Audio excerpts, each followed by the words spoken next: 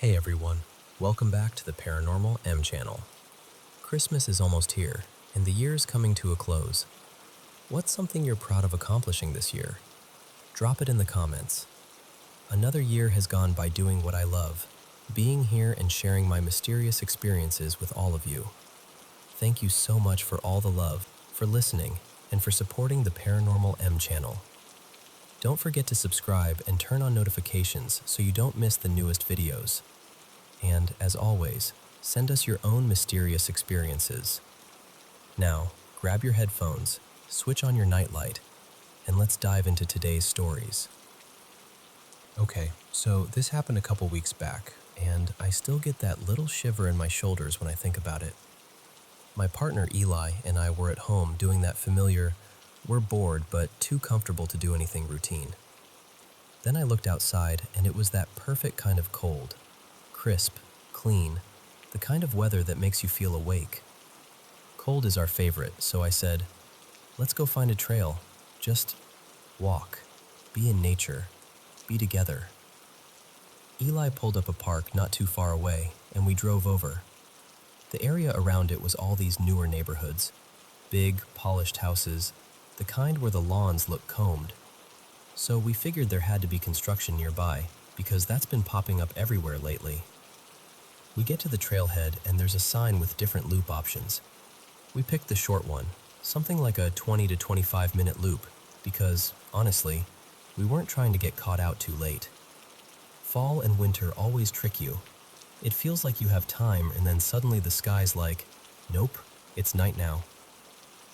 Right away we walked through this tunnel, one of those long, shadowy ones that makes you feel like you're stepping into a different scene. You know the vibe. Like in a thriller where you're suddenly listening to your own footsteps a little too closely. We both got a little quieter, a little more alert, but kept going. The trail was mostly wooded on both sides. Not scary woods exactly, just dense. We passed a sweet older couple heading the other way, smiling, totally relaxed. And that actually made me feel better, like, okay, normal place, normal day. But then, after about 10 minutes or so, things started to change. It wasn't dramatic at first. It was more like a slow realization. The birds stopped. Not less birds. Not they flew off. Just nothing. No chirping, no rustling, no little sounds in the brush.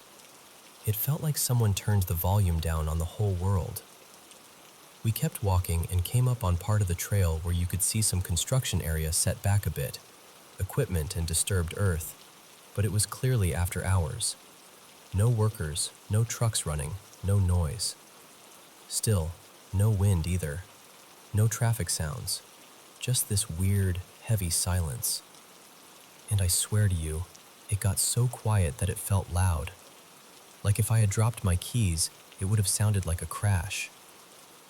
We stopped. I remember looking at Eli like, "Do you feel that?" before I even said anything. And then we saw it.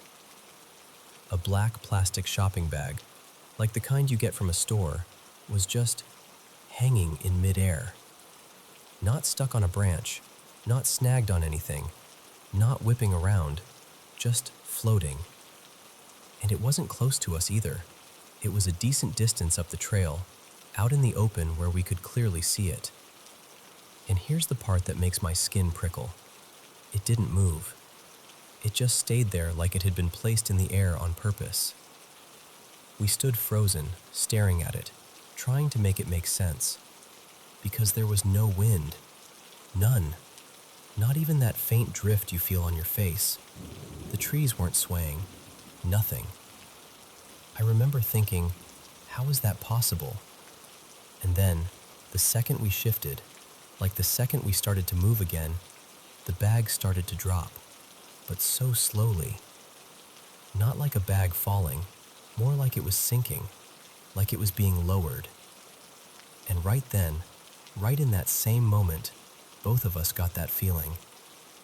You know the one, that deep, instinctive feeling that you're not alone, even when you can't see anyone.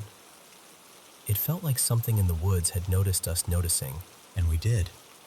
We didn't run, but we walked fast enough that it was basically a power march. My heart was pounding, and I kept glancing into the trees like I expected to see, I don't even know what, just something. We looked back once, and the bag was still there, still in the air, only lower now, like it was continuing that slow, unreal descent. We got out of that park so fast. By the time we reached the car, the sky had fully shifted into dusk dark, like the day had slipped away while we weren't paying attention. And the whole drive home, we kept saying the same things over and over. There was no wind. There was nobody there. It didn't make sense. Eli has always teased me for being paranoid whenever I get a weird feeling about something. But that night, he was the one going, "Yeah, okay, that was real. That was something." And honestly, I don't know what it was. I don't have a neat explanation.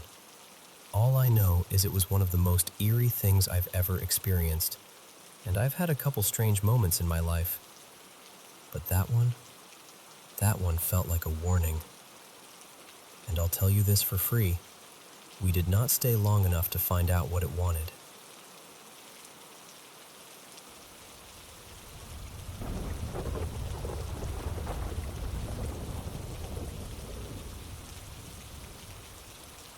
So, I want to tell you about someone I met over and over again in the strangest way, starting when I was about 11. I still can't fully explain it, but I remember it so clearly that it feels stitched into my life. The first time was in a dream.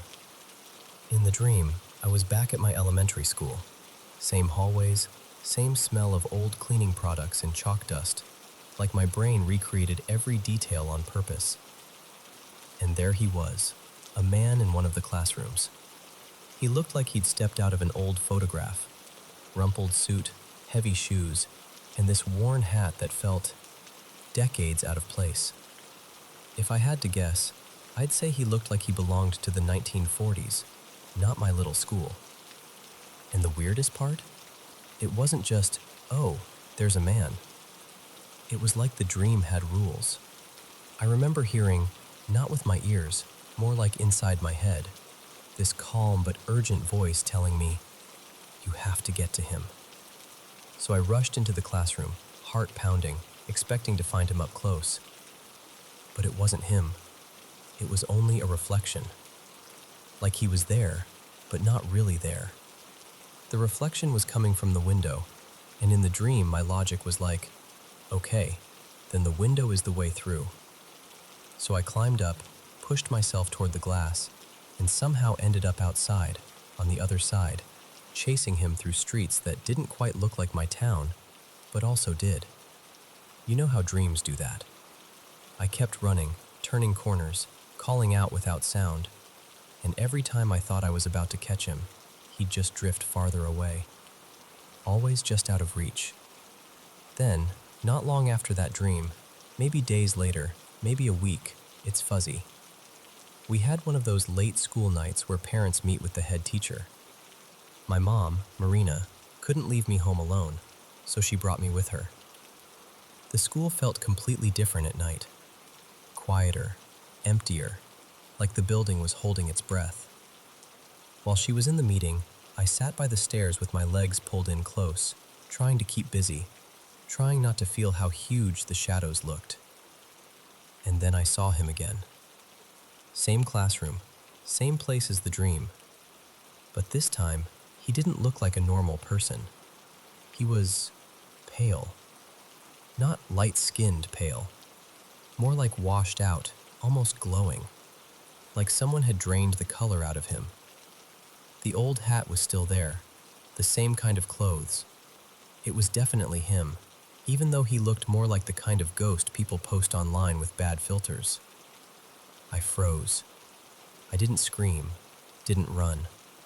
I just sat there on the stairs, staring, because my body didn't know what else to do. He moved, too, small movements, turning his head, shifting his weight. pacing slowly inside the classroom like he was waiting for something. But he didn't speak. He didn't gesture. He didn't come toward me. He just looked at me, quietly, steadily, until the meeting ended and my mom came out. I told her on the way home. I remember clutching her hand and talking too fast, trying to get it all out before my courage disappeared. But she brushed it off, smiled that kids have vivid imaginations smile, and told me I was probably tired. I tried to accept that explanation. I really did. But then came the one that still gives me chills. A couple of weeks later, I woke up in my bedroom one morning, half asleep, that heavy, floaty feeling where you're not fully in your body yet. My eyes were still closed, and I suddenly had this sharp sense that I wasn't alone. You know that feeling, right? Like the air changes, like the room has an extra presence inside it. I kept my eyes shut because I was scared. I remember thinking, if I don't look, it can't be real. A completely ordinary human sound, which somehow made it worse. I opened my eyes slowly, barely a slit at first, and there he was, right in front of my bed, close enough that it felt impossible. He looked exactly like the figure at school, all that drained-out whiteness, the old hat, the same era of clothing, like he'd walked out of a different decade and into my room without making a single sound. He just stood there and looked at me. And then, he smiled. Not a scary grin, not threatening, more like recognition. Like he was relieved I finally saw him clearly, like he'd been trying to show up in a way I'd understand. I was absolutely freaking out, don't get me wrong. I couldn't move. But the fear wasn't, he's going to hurt me. It was the shock of seeing something that shouldn't exist, standing in a place that's supposed to be safe. Then I heard my parents from the other room call my name. "Are you okay?" Because apparently they thought I had sneezed. I turned my head toward their voice, said I was fine, forced myself to sound normal. And when I turned back, he was gone. Just gone. Like the air had swallowed him. After that, I didn't see him again the same way. Not in the bright, undeniable, there's a person in the room kind of way. Years passed. I grew up. I tried to file it away under childhood weirdness, but I never forgot him. And honestly, I've always had this pull toward the unconventional. Things people roll their eyes at. Things that don't fit neatly in a box. So when I was around 30, I signed up for a free guided meditation class. Nothing intense, just curiosity. The instructor had this gentle voice, and she asked us to close our eyes, relax, and imagine walking down a staircase. She said that at the bottom, there would be helpers, guides, protectors, whatever you want to call them, waiting for us. And the second she said that, I saw him. Immediately. But this time he wasn't exactly the same. He looked older, heavier somehow, like a different version of himself. The hat wasn't as crisp in my mind, the shape of his face was different, but the feeling was unmistakable. It was him. The same presence, the same signature, like seeing someone's silhouette and knowing who it is before you even make out the details. In the meditation, we were led into this garden space, warm, still, almost glowing. We were told to ask for healing for something we carried, and in my mind, everyone sat in a loose circle. These figures the teacher described, and him among them, calm and quiet, like he'd always been. He didn't do anything dramatic. No grand messages, no booming voice. He was just there, part of the circle, like he belonged. Then the instructor guided us back up the stairs, and the meditation ended. And after that, nothing. I haven't seen him again. But I'll be honest with you, even now, I still think about that man in the old hat. Not like a horror story, more like an unanswered letter. Like something brushed against my life again and again, and left me with this soft, haunting question. Who was he? And why did he find me?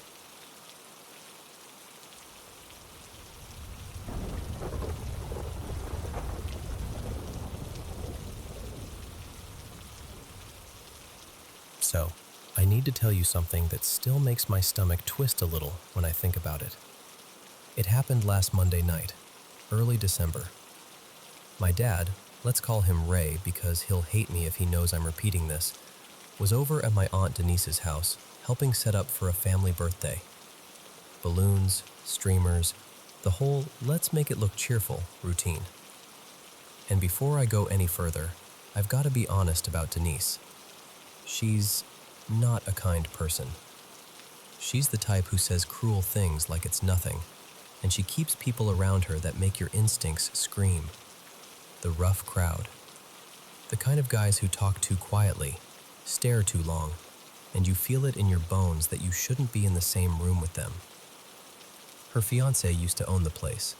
He passed away last year after being sick for a while, and his ashes are still in the house. And ever since then, Denise has stayed close with some of his old friends. She calls them her protection, like that's supposed to make it feel safer. One of those friends, this man named Daryl, had been really, really ill with cancer. No wife, no kids, nowhere else to go. So he'd been renting a room there off and on.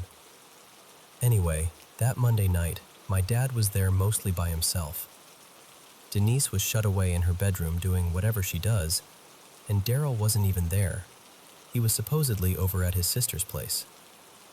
My dad was just decorating. Normal. Boring. And he's not the kind of person who gets rattled easily. He doesn't drink. He doesn't mess with anything. He's steady. Practical. Even if he's open-minded about weird stuff, he's not dramatic. So when he came to me afterward, quiet, serious, I knew something had gotten under his skin. He told me he went into the kitchen to make coffee. He's standing at the counter, messing with the coffee maker, back turned to the room, and out of nowhere he gets hit with this smell. Not like garbage, not like something spoiled. He said it was the kind of stench that makes your brain go, something is wrong, before you even have words for it. Like rot, like a body, like death. And he said the hair on the back of his neck lifted instantly, like his body knew before his mind did. He turns his head, and under the kitchen table he sees something moving out. And here's where his voice changed when he told me, like he didn't even want to say it out loud. He said it looked dog-like, but not like any dog he's ever seen. It was on all fours, but the way its legs bent, especially the back legs, was wrong. Too human, like the joints didn't match what they were pretending to be. And the strangest part was how it looked. Not fully real. He described it like trying to look at something through thick, warped glass. Like the shape was there, but the image didn't sit correctly in the room. Like it was slightly out of place with the kitchen, as if the background behind it didn't line up with the walls and cabinets the way it should.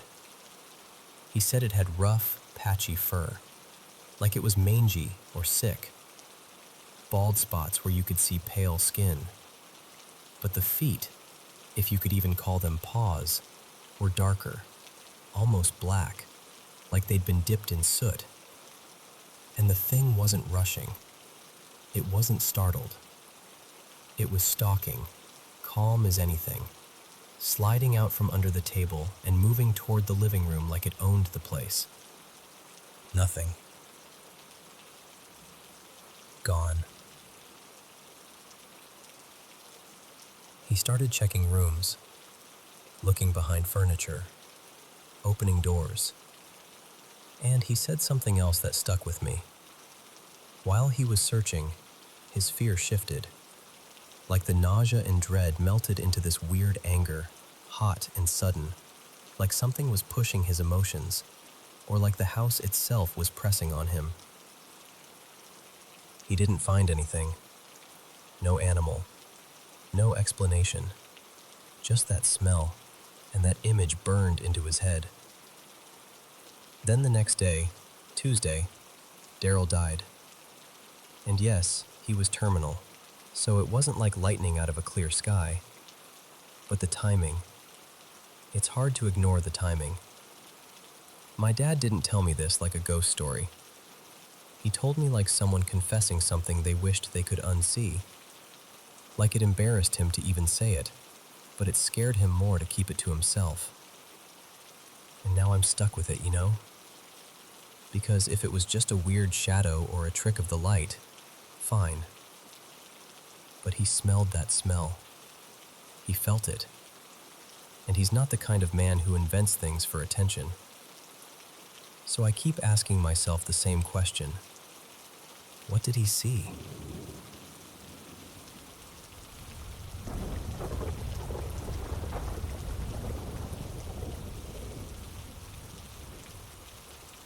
So I've been staying at my grandparents' place for the week because I'm dog sitting.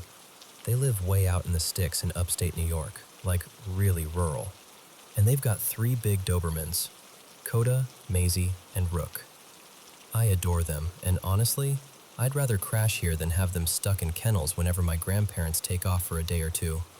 Anyway, my grandpa, Harold, used to be a volunteer firefighter.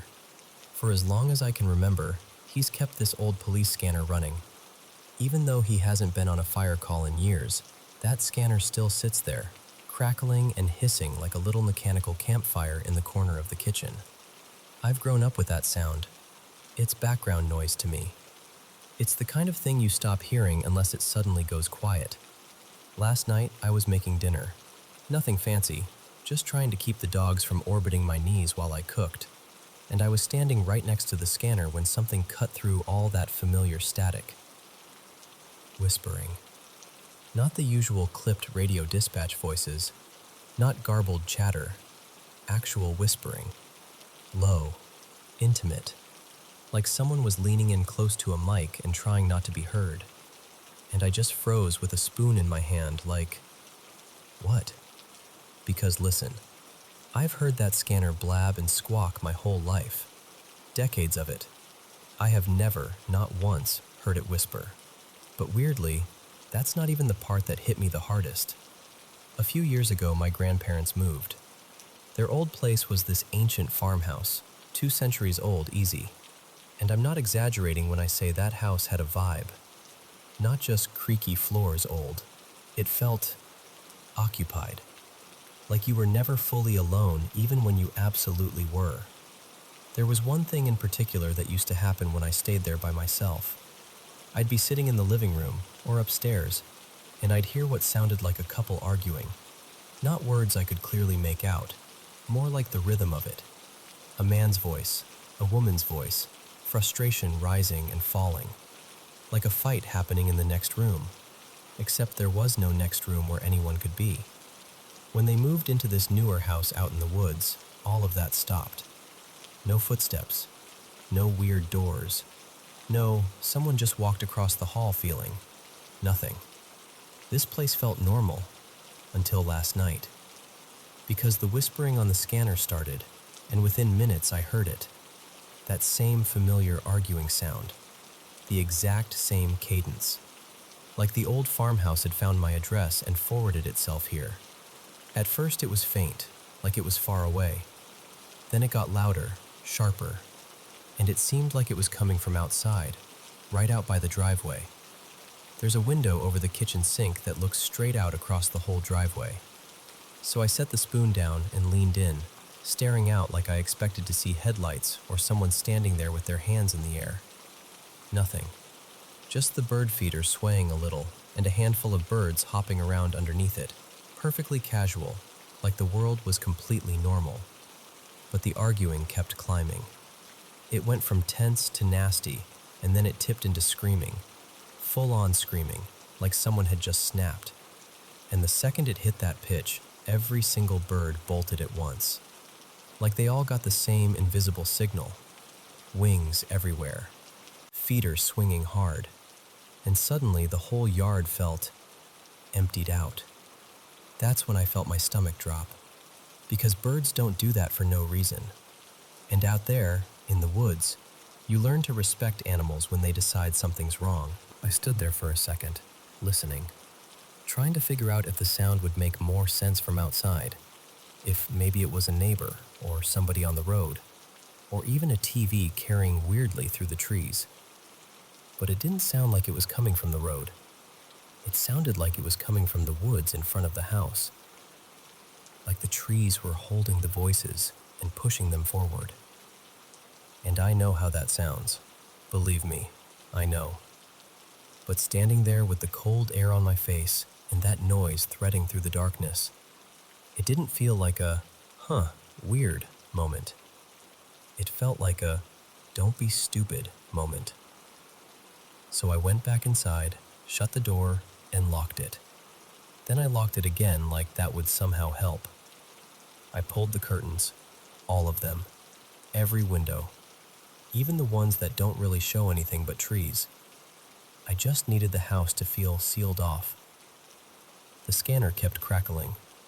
The whispering came and went like it was deciding whether it wanted my attention.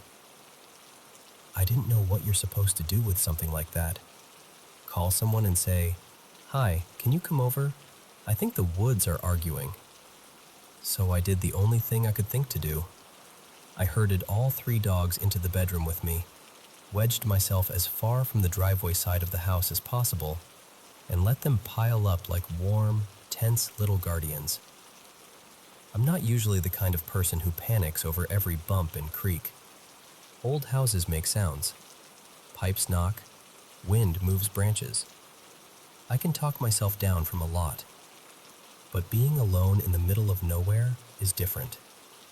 Out here, you don't get to pretend you're the biggest thing around. You don't get to get careless just because things have been quiet for a while. Whether it's a real person, an animal, or something you can't neatly explain, getting too comfortable out here can come with consequences. So I stayed awake way longer than I wanted to, listening to the silence between the crackles, and feeling those dogs breathe beside me. And I kept thinking the same thing over and over. This house has been peaceful for years. So why did the old farmhouse's voices show up now?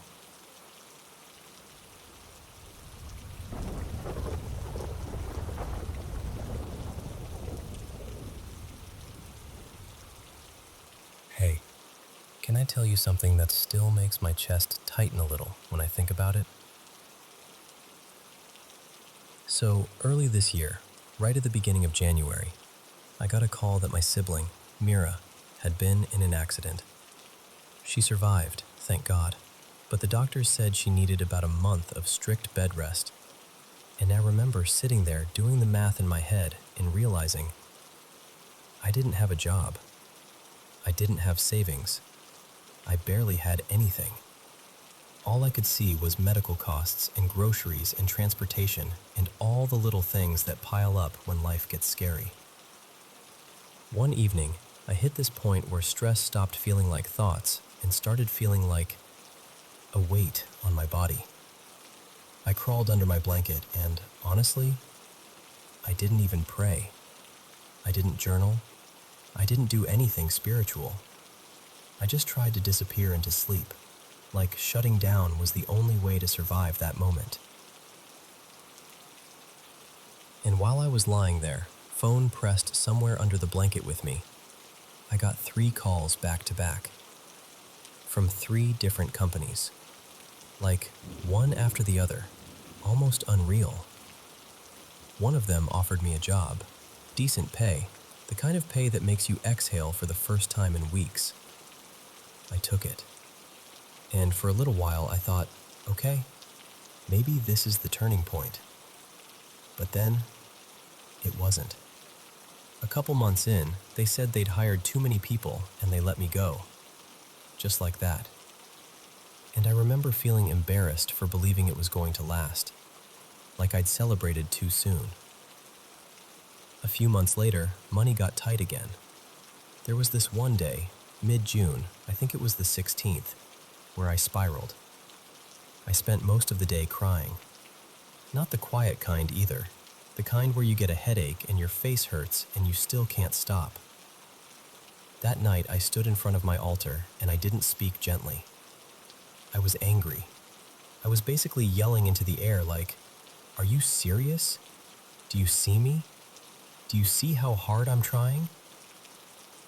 And the next morning, I woke up to a notification that $10,000 had been transferred into my account. It was a delayed payment from a previous employer that had been stuck for a while and finally got released. The timing was so sharp it almost scared me, like I'd been heard immediately. Then there were these smaller moments that felt like quiet little jokes from the universe. Like, in May, my laptop broke, completely. And I was devastated because it wasn't just an expense, it was also my lifeline for work. I remember sitting there with my journal, trying to calm down, flipping open this notebook I hadn't touched in ages, and there was cash tucked inside. Not a fortune, but enough to soften the panic. It was money I must have hidden there long ago and totally forgotten. And then, this other thing happened. I had a job I joined in late summer, and on paper it was fine. The boss, Rohan, actually respected my work. He praised me, gave me responsibilities, made me feel seen. But I kept getting this weird feeling, like something wasn't clean about the business side of things. Not dramatic, just off. Like my gut was whispering, "Don't build your life here." So I made an excuse. I said I needed to go back to my hometown, and I resigned. And then, 3 days later, my aunt passed away. I actually did have to go home. And that's what messes with me. The way my resignation looked impulsive at first, and then it felt like protection. And on top of all that, the past 6 months have had these almost silly blessings. Random deliveries, chocolates, brownies, ice cream, showing up for me for free, in strange little ways. Like someone placed an order by mistake, or a coupon glitch, or a friend of a friend sending something and refusing payment. It happened enough times that it stopped feeling like coincidence and started feeling like a pattern. Like, okay, what is this? So yeah, that's where I am. Because on one hand, I'm spiritual. I want to believe there's something, someone, watching over me. A guardian angel, an ancestor, the universe, whatever name fits. The timing of certain things feels too precise to ignore. But on the other hand, I've struggled so much financially. In the last 8 or 9 months, I've lost 4 jobs, one after another. And the confusing part is, I didn't leave because of fights. In most of them, the employers liked me. They told me I was hardworking. They appreciated me. And still, something kept ending, or shifting, or collapsing. And sometimes I think, if there really is a higher power looking out for me, why not help me keep one of those jobs? Why all this instability when I already carry a heavy past, depression, fear that hits me out of nowhere? Why the constant resetting? I'm not saying this like I'm accusing the universe. I'm just trying to understand. Maybe there's something I'm supposed to learn. Maybe this is shaping me in a way I can't see yet. Maybe one day it'll make sense, and I'll look back and feel grateful, even for the hard parts, like I oddly have before. But right now I'm living in this strange space where life keeps knocking me down, and then handing me a small mercy at the exact moment I'm about to disappear. And I don't know what to call that. I just know it's real.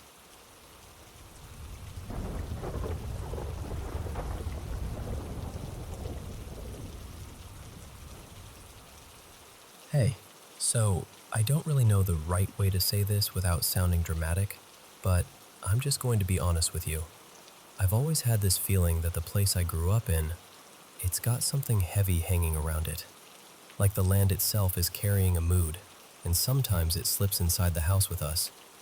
Not every day, not even every week, but often enough that you start watching corners without realizing you're doing it.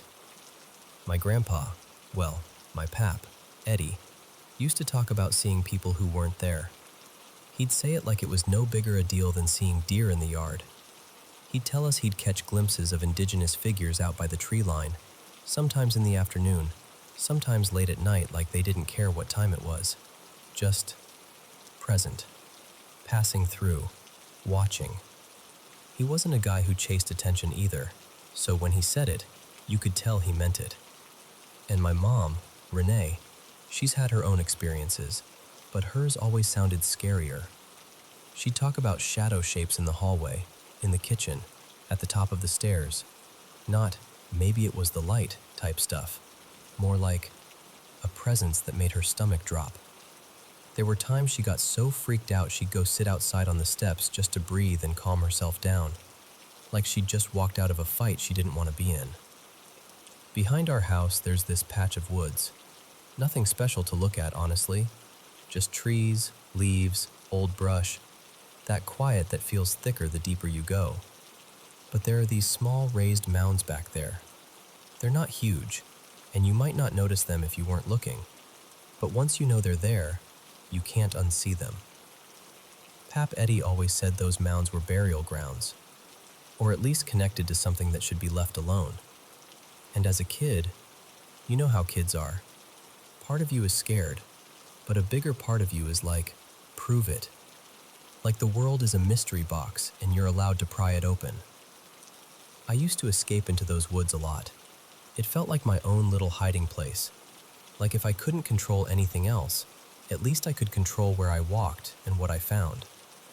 One afternoon, I'm guessing I was 8, 9, somewhere around there, I went back there with a stick. It was late autumn, the kind of day where everything smells like damp leaves and the sun is already giving up early. And I stood over one of those mounds and thought, just a little, just to see. So I started digging. Not deep, barely anything. A few inches, tops. Just scraping and pushing loose dirt aside like I was looking for treasure. And then, everything changed so fast it still makes my skin tighten when I think about it. The air dropped cold. Not like, it's fall cold. Like the temperature got pulled down around me in one clean motion. My cheeks went numb. My hands felt stiff. It was so sudden it made my eyes water. Then the birds, crows I think, or maybe blackbirds, just showed up. Like the trees had been empty and someone flipped a switch. They filled the branches above me, and the sound got loud in that ugly way, like yelling layered on yelling. It felt aimed, like it wasn't random nature noise anymore. It was reaction. The wind kicked up too, whipping through the leaves, pushing against my shoulders. And I remember this weird, irrational thought. They know what I'm doing. So I stopped digging, froze, and just listened. And I swear, listen, I know how this sounds. I swear I heard something under the dirt. Not a voice, not words, more like a dry, delicate rattling. Like bone on bone, faint but unmistakable, right beneath where I'd scraped. My stomach dropped so hard I felt like I was going to throw up. In that moment, whatever it was, stuck to me. After that, life started sliding sideways. Not like lightning strikes every day, more like a long, steady drip of things going wrong, one after another, in ways that made you look up and go, seriously? Again? My parents split up a couple years later. I'm not going to get into that because it's private and, honestly, we've all worked hard to heal. But the timing always felt like part of the same thread. Then the house started falling apart. Small things first, stuff breaking, leaks, repairs that never seemed to fully solve anything.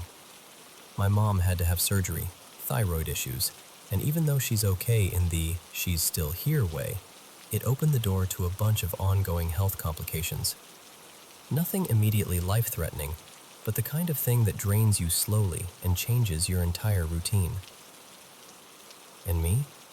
I've battled my own stuff for a long time. Anxiety that feels like living with a siren in the background. Depression that turns the simplest tasks into a mountain. My room got messy in that way that isn't laziness, it's just a visible symptom. I bounced between jobs. I'd feel hopeful for a minute, then it would slip out of my hands again. I'm working on it now. I'm not saying this for sympathy. I just want you to understand the shape of it. Here's the part that messes with my head. I kept leaving. Like, not in the normal I'm growing up way. I mean leaving young, decisively, like my body knew before my brain did. When I was around 12, I moved away for a while to live with my dad, out of state. Later, as a teenager, I left again to stay with my girlfriend at the time and her family. At the time, I told myself it was love, or missing my dad, or needing a change. But looking back now, older, calmer, I can't help thinking, why did I feel such a strong pull to get out? I wasn't being abused. My mom loved me. The house wasn't bad in the normal ways. And yet, I kept choosing distance like it was survival. And then recently, this happened. We had our roof redone. Brand new, solid. We were relieved, like, finally, something fixed. And within a couple weeks, a dead tree came down in a storm and landed right over the spot where I sleep, right above where my head would have been. If the roof hadn't been redone, I don't even like finishing that thought. What's creepy is, we've had stronger winds before, big ones, the kind that make the house groan. That tree never fell then. But right after we fixed the roof, that's when it drops? It felt personal in this cold, silent way, like the house was saying, "Oh, you thought you were getting ahead?" And there are other stories too. I could seriously go on forever. Our old dog, Buddy, after he passed, there were things that happened that still make my throat tighten. And our other dog, Daisy, same kind of thing. Like the house couldn't just let grief be grief. It had to add a strange little punctuation mark to it. That's what I keep circling back to. The amount of it. The stacking. The way it doesn't feel like one bad year. It feels like a pattern with a personality. At the same time, I'm not some hardcore paranormal person. I'm not out here yelling curse every time a cupboard creaks. Part of me knows coincidence is real, and life is messy, and families go through things. But another part of me, the part that remembers the sudden cold and those birds and that dry rattling under the dirt, that part wonders if I stirred something up as a kid, or if something was already there and I just tapped on the wrong door. I've always been the kind of person who picks up on people's moods too. I can walk into a room and feel when someone's hurting, even if they're smiling. I don't know if that means I'm empathic, or if I'm just observant and anxious and wired to notice shifts. But it makes this whole thing harder, because sometimes I can't tell what's intuition and what's my own fear echoing back at me. So yeah, that's the story. I don't have a neat ending. I don't have proof. I just have a house that feels like it's holding its breath, a childhood moment that still feels too sharp to be nothing, and this long trail of misfortune that keeps nudging me like, look closer. And some nights, lying there, I catch myself thinking, what if the land remembers? What if the house remembers? What if I didn't just dig into dirt? What if I dug into something that doesn't like being disturbed?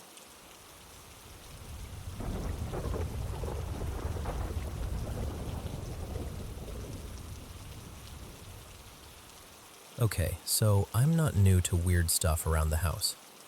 I'm usually the kind of person who can talk myself down, you know? Like, there's a logical explanation. I'm just tired. I'm overthinking it. I've gotten pretty good at that over the years. But every now and then, something happens that makes it harder to laugh off. Like, that awful feeling of being watched. Not the casual, that was creepy kind. I mean the intense kind. where your skin goes prickly, your stomach drops, and you can almost feel your body gearing up to run even though you're standing perfectly still. Or little tech things that make no sense. Our smart speaker, ours is a Google one, not Alexa, will randomly crank itself up to a ridiculous volume. Like, it's usually set around 2 or 3, and suddenly it's blasting at 9 or 10 and announcing, "Sorry, I didn't catch that," when nobody has said a word. And sure, I know tech glitches happen, but it always seems to happen at the worst times, when the house is quiet. And then there was this one night a while back, maybe 3 months ago, around 2 a.m. I was in bed, half asleep, and someone knocked on my bedroom door. Not a soft knock, a loud, solid knock. The kind where you instantly sit up and your heart starts thumping. So I got up and opened the door right away, and there was no one there. At first, I told myself it had to be one of my parents messing with me or needing something. Except, both of them were asleep in their room, which is on the other side of the house. And the thing is, I'm weirdly tuned into the sounds of the house. I can hear everything. I can tell when someone opens their door, when the bathroom light flips on, even the creak patterns in the hallway floor. That night, nothing. No footsteps, no doors, no movement. Just the knock. I even checked. I walked a little further out, looked around, listened. Nothing. Still, I shoved it down and tried to convince myself it had to be my dad or my mom, even when I brought it up the next day and they both swore, seriously swore, it wasn't them. So I filed it away as one of those things and tried to move on.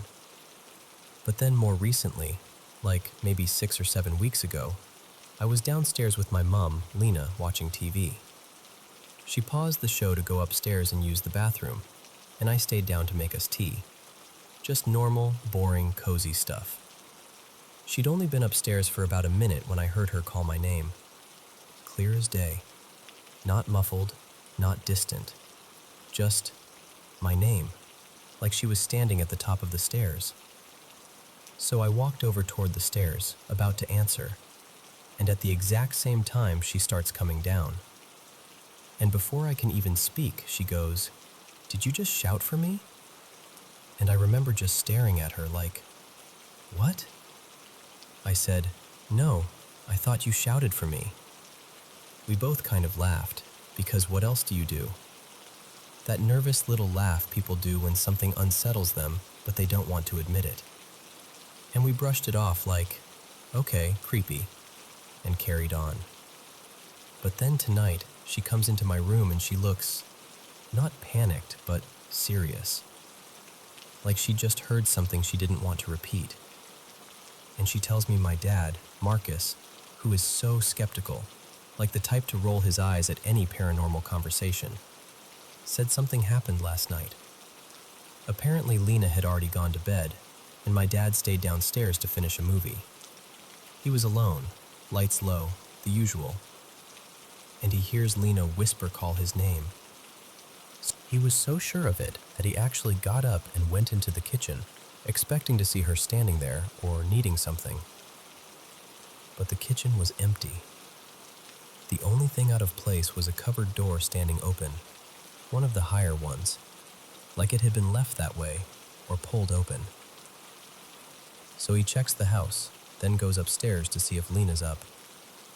She's in bed, door closed, properly asleep, like deep asleep, not fake asleep, not I just got back into bed, just gone.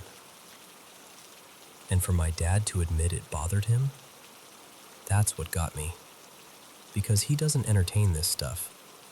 He doesn't want it to be weird. He's the there's always an explanation person. And I'm sitting here now thinking, okay, this is starting to stack up. Because it's not just bumps in the night anymore. It's not just my imagination, or my anxiety, or a random tech glitch. It's voices, familiar voices, calling names, perfectly normal, everyday sounds, except the person they belong to isn't there. And it's honestly starting to get under my skin. I don't even know what I believe. I'm not sitting here like, it's definitely a ghost. That doesn't feel right to me. But I also don't know what else to call it. I went down a rabbit hole the other night, because of course I did, and I read about this idea of mimics. Stuff that copies voices, tries to lure you, tries to get your attention by sounding like someone you trust. And I don't know how much of that is folklore and how much is people freaking themselves out online. But it made my stomach turn a little, because the pattern fits in a way I don't like. The thing is, we've lived in this house for 15 years. 15. And nothing like this has ever happened. Not like this. Little odd moments, sure, but nothing that made all of us stop and go, wait, did you hear that too? So now I'm stuck with this question I can't shake. Is it just stress and coincidence stacking up? Is it something explainable that we haven't clocked yet? Or is it something else? And if it is something else, whatever you want to call it, do we need to be cautious? Like, if you hear your name being called and you're alone, do you answer? Do you follow it? Because right now, I honestly don't know. And that not knowing is what's starting to bother me the most.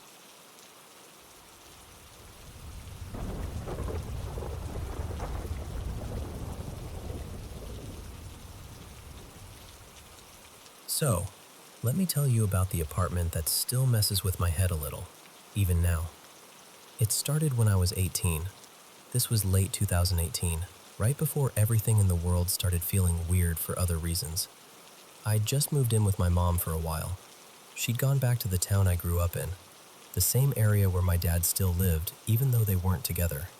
I figured it would be a fresh start for both of us, you know? A couple months to regroup.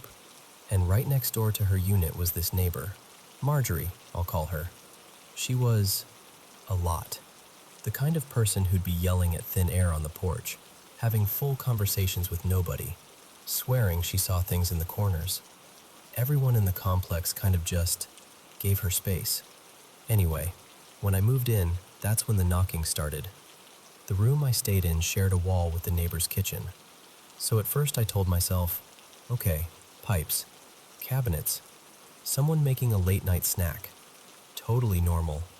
Except it wasn't normal, because the knocking always started around midnight, like someone was clocking in for a shift. And it wouldn't be just one bump here and there. It was this weird pattern, on and off, scattered through the night. Some nights it was faint. Some nights it was like somebody was gently, but deliberately, tapping from the other side of the wall. I lived there maybe 2 months before life pushed me somewhere else. I moved in with my boyfriend at the time. Long story, not paranormal, just messy. But here's the thing. Even after I left, my mom told me the knocking kept happening. Same wall, same timing. And she also told me about things from before I ever moved in. Stuff she'd heard when she was alone in the house. Running footsteps at night. Heavy stomping like someone sprinting across the living room. The floors in that place were old and raised, so every step carried. My mom's the type who walks lightly, and I always did too. So the idea of someone thundering through the house when nobody else was there, yeah, that stuck with me. Then the pandemic hit in 2020, and not long after, Marjorie, the neighbor, passed away in her apartment. New people moved in after that. Different faces, different routines, but the knocking stayed. My mom actually asked the new neighbors once, kind of casually, like, "Hey, are you in your kitchen a lot late at night?" And they were like, "No, we thought you were the ones making noise." So at that point, it wasn't just my imagination. It was this shared, confused, what is that, between two households. Fast forward to early 2023. I stayed with my mom for a few nights before a trip. Back in that same bedroom, same wall. And that time, it was so loud I couldn't sleep at all. Not little bumps, not settling noises. It was like someone was knocking on a door right beside my head. thump, thump, thump, tight and deliberate, like they wanted attention. It was hot, so I left my door open and just laid there staring out into the little connector hallway area, more like a tiny square where the bedroom doors and bathroom door all meet. I'm lying there, dead still, watching that dark little space, and I hear my mom's bedroom door creak. Her door always creaks, always has. It doesn't matter what you do to it. So my brain goes, okay, she's going to the bathroom. But then, nothing. No lights, no footsteps. And in that apartment, footsteps are loud. The kind of loud where you can tell if someone's walking normally versus trying to be quiet. And there was just quiet. And then I saw a shadow slide through the doorway gap, like something passed between the doors. Not fast like a cat, not tall like an adult, just a shape, moving where a person would move. I felt my whole body go cold. But I didn't get up, because my little girl was asleep beside me at the time. She was about 3 then, and I didn't want to jolt her awake and scare her. So I just stayed frozen, staring, trying to convince myself it was my eyes adjusting to darkness.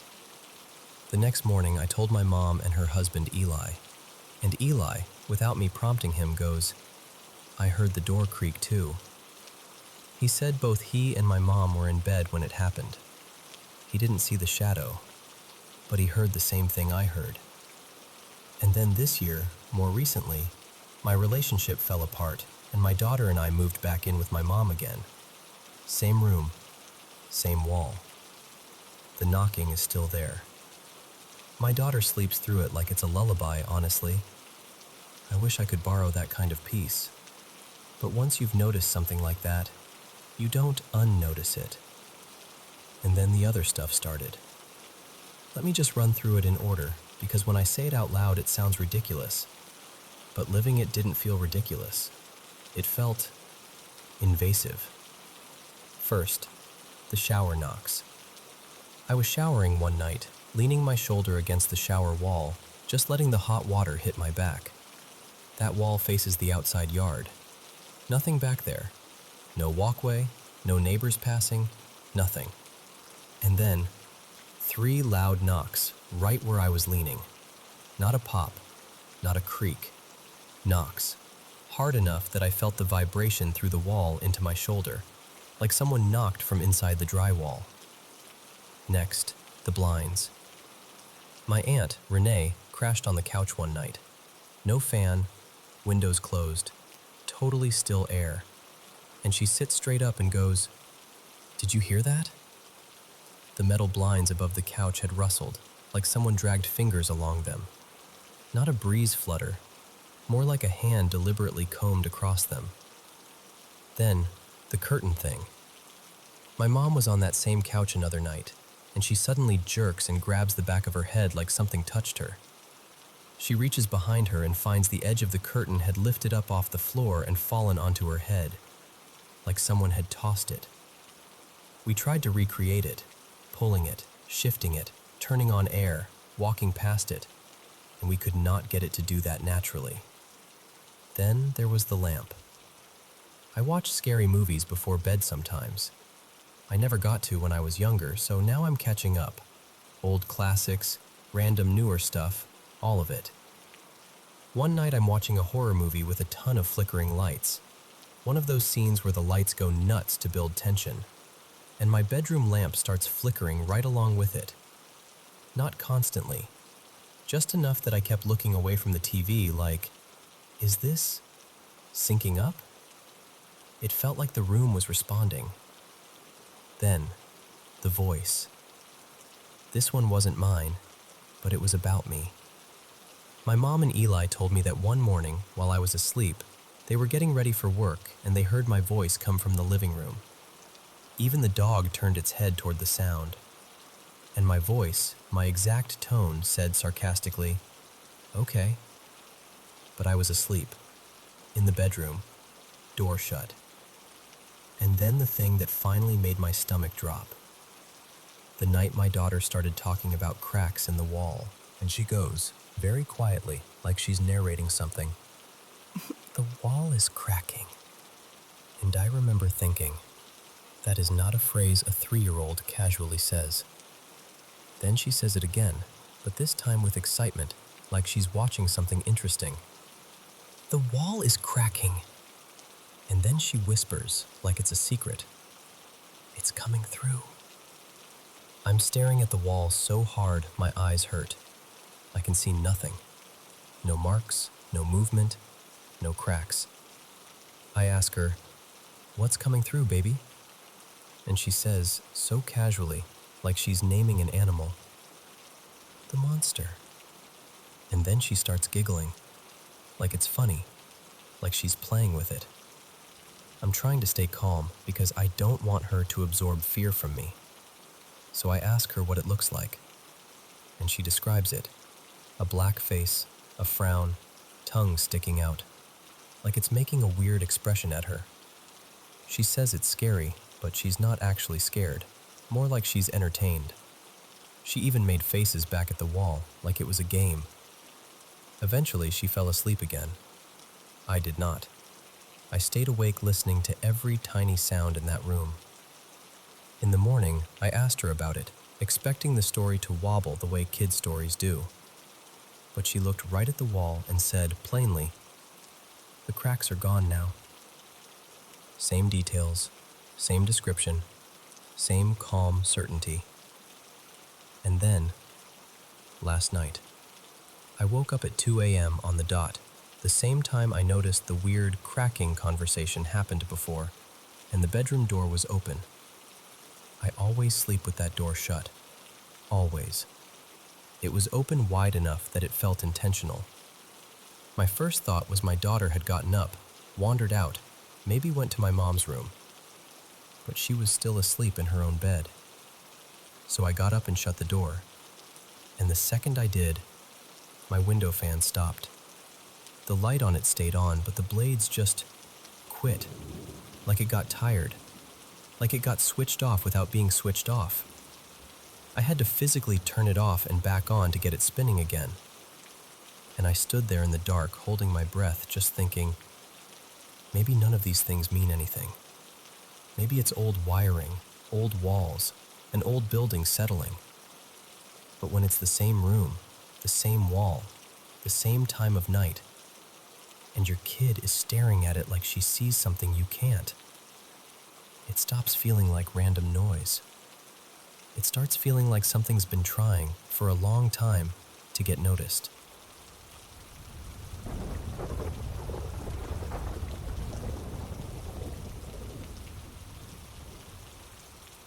Hey, so I don't remember this, obviously. I was only a few months old when it happened, but I've heard it so many times from so many people. My mom, my grandma, my aunt, and even a family friend years later, that it feels like I've been carrying the memory anyway. And what gets me is how they all tell it almost the same. Different little details shift. How many people were there, what time exactly, who saw what first, but the spine of it never changes. In my family, it's just that night. The night they came to see the baby. So here's how it was told to me. I was about 3 months old. We were living in this modest little place. Nothing fancy, the kind of home where you hear everything. Pipes, footsteps, neighbors outside, the whole world close enough to feel through the walls. My grandma, let's call her Nana Salma, was staying with us for a while to help out, because my mom, Mira, was exhausted in that new baby way where you're tired in your bones. And my aunt, Lena, had come by that evening too. She was still young then, like late teens, and she always says she felt very grown up in that moment, until she didn't. It was late. Not midnight late, but late enough that the house had settled. The lights were low. The air had that quiet, heavy feeling it gets when everyone's supposed to be asleep, even if they aren't. Then, knock, knock, knock. Not the casual knock of a neighbor, not the polite tap of someone who might be lost. Nana Salma described it as insistent, like the person outside believed they belonged there. Lena went to the door first. She always tells it like she was annoyed more than scared at the beginning, because what kind of person knocks that late? She peeks through whatever small window or gap she can, and she sees a group of women standing there. Now, here's one of those details that changes depending on who's talking. My mom says it was 5 women. Lena insists it was 3, maybe 4 at most. And everyone shrugs when they argue about it, because this was decades ago, and fear does weird things to memory. But the one thing they all agree on is how they looked. They were covered. Headscarves pulled forward, shawls draped in a way that hid most of their hair and bodies. My mom says she couldn't really read their faces, like the light hit them wrong, or like they kept themselves angled away. She could clearly see one face, though, and she still describes it as strangely calm. Not friendly, just calm. Like a person asking for something they're sure they'll get. One of them spoke and said, very simply, "We came to meet the child." Lena, still running on irritation and protective instinct, goes, "It's late, come back tomorrow," and she shuts the door. Just like that. She turned around and told my mom, half eye-rolling, like, "Your friends have awful timing." But my mom's face changed immediately, because Mira didn't know them. So my mom went to the window, pulled the curtain back just enough to look out, and asked Nana Salma if she recognized them. Nana Salma didn't. And that's when the mood in the house shifted from annoying to wrong. Outside, the knocking started again. Calm voices. No shouting, no banging, just that steady insistence. They said it would only take a moment. They said they only wanted to see the baby. They said they wouldn't be long. Lena started to get nervous, like the kind of nervous that makes your skin feel too tight. She was young, and she didn't have the words for it, but she knew something was off. It wasn't just strangers. It was the certainty in them, like the door wasn't really a boundary. She slipped out the back door and ran to a friend's house nearby. Someone she trusted, someone older, someone who could make the situation feel less unreal. And because teenagers travel in packs and drama spreads like wildfire, within minutes, a handful of her friends came back with her. Suddenly, there were voices outside our house. Not just the women at the door, but young people whispering and asking questions and trying to look brave. That part always makes me smile a little, even though the story isn't funny. Because I can picture it. A bunch of late teens and early 20s friends showing up like, "All right, what's going on?" With more people around, Nana Salma felt brave enough to step forward. She wasn't a loud person, from what I'm told, more the steady, no-nonsense type. But she went to the door and confronted them, not opening it wide, not inviting them in, just making it clear she was present and alert. And the women stayed calm. They spoke softly. They tried to reason. They kept repeating that they'd come to meet the child, that it would be quick, that there was no harm in it. Then one of them said something that hit my family like ice water. Something along the lines of, "If the baby is a burden, we can take the child. The child would be cared for." Even hearing it secondhand makes my stomach turn. My mom heard that from inside and snapped into this fierce, protective anger that I've seen in her eyes even now when someone crosses a line. She stepped outside, left me inside with one of Lena's friends, a guy named Rami, who was around 20 at the time. And my mom started yelling. Not screaming nonsense, clear, sharp, get away from my home yelling. She told them to leave. She said she would call the police. She said they had no right to stand there talking about taking someone's child like it was a casual favor. Lena's friends joined in too, voices layering over each other, half protective, half trying to act fearless. The neighbors started stirring. Curtains moved, doors cracked open. And finally, the women began to back away. But they didn't back away quietly. My mom says they cursed, spat out bitter words about her, about the house, about the family. And then, like a switch flipped, they turned and started moving fast. Lena's friends, full of adrenaline and youth and that dumb belief that nothing truly terrible can happen, ran after them. Not to catch them exactly, more like to scare them off, to chase them away from the neighborhood. It was chaotic, a bunch of young people sprinting down the street at night, laughing in that nervous, reckless way. And then the night turned tragic. They chased them toward this messy area, some kind of lot with abandoned junk, wires, scrap, the kind of place you shouldn't run through even in daylight. In the confusion, one of the girls in the group, Huda, that's the name I've always heard, split off from the others. She took a different route, maybe trying to cut them off, maybe just panicking, and she didn't see what was in her path. The way my family tells it, it happened in a second. A horrible accident. The kind of thing that makes a whole group of people go silent all at once, like the world loses its breath. They never describe it in detail anymore, thank God. They just say she died, and that it was sudden, and that nobody was the same after. While all of that was happening outside, neighbors gathering, my mom and Nana Salma trying to understand what they'd just heard, the street buzzing with panic. I was inside. Just me and Rami. He said I was so small, just lying there.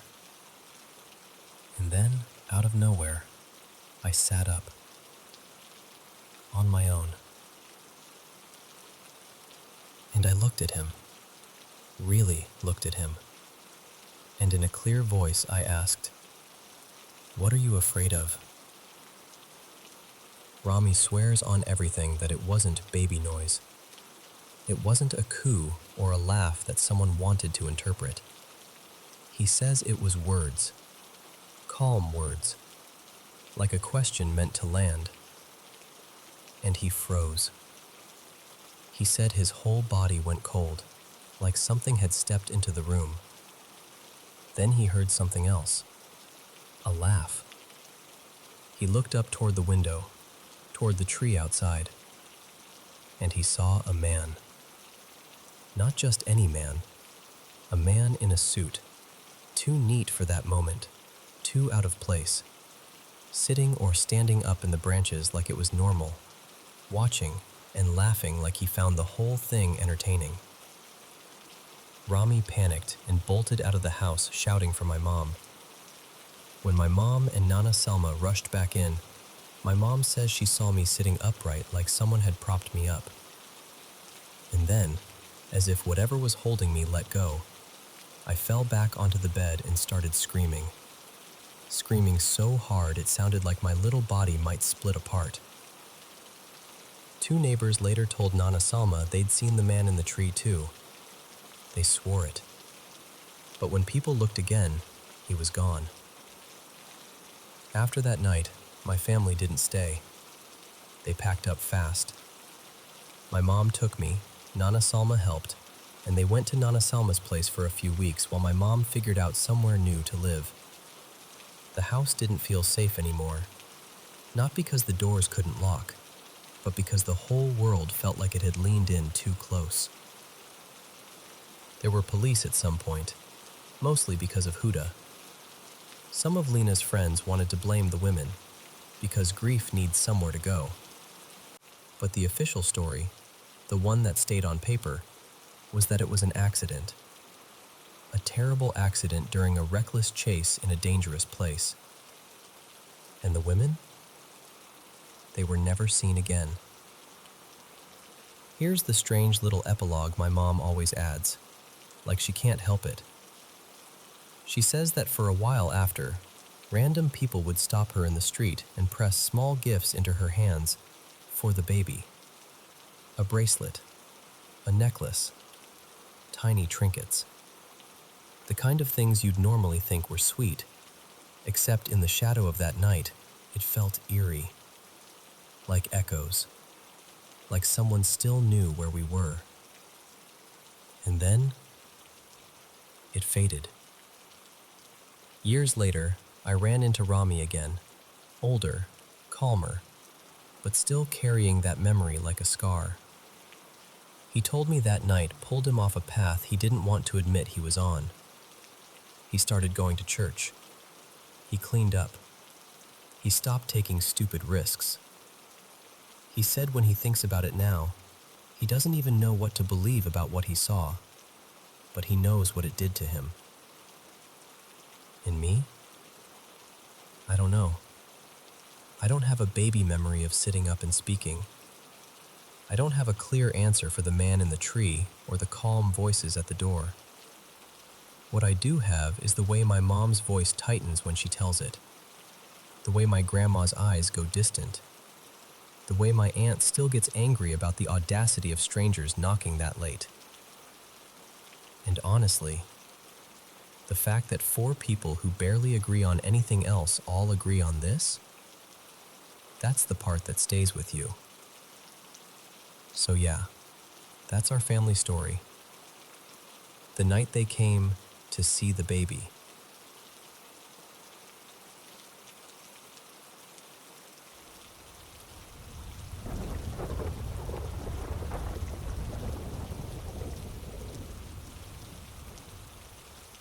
So, here's something I don't tell people very often, because it sounds like the kind of story you're supposed to laugh off.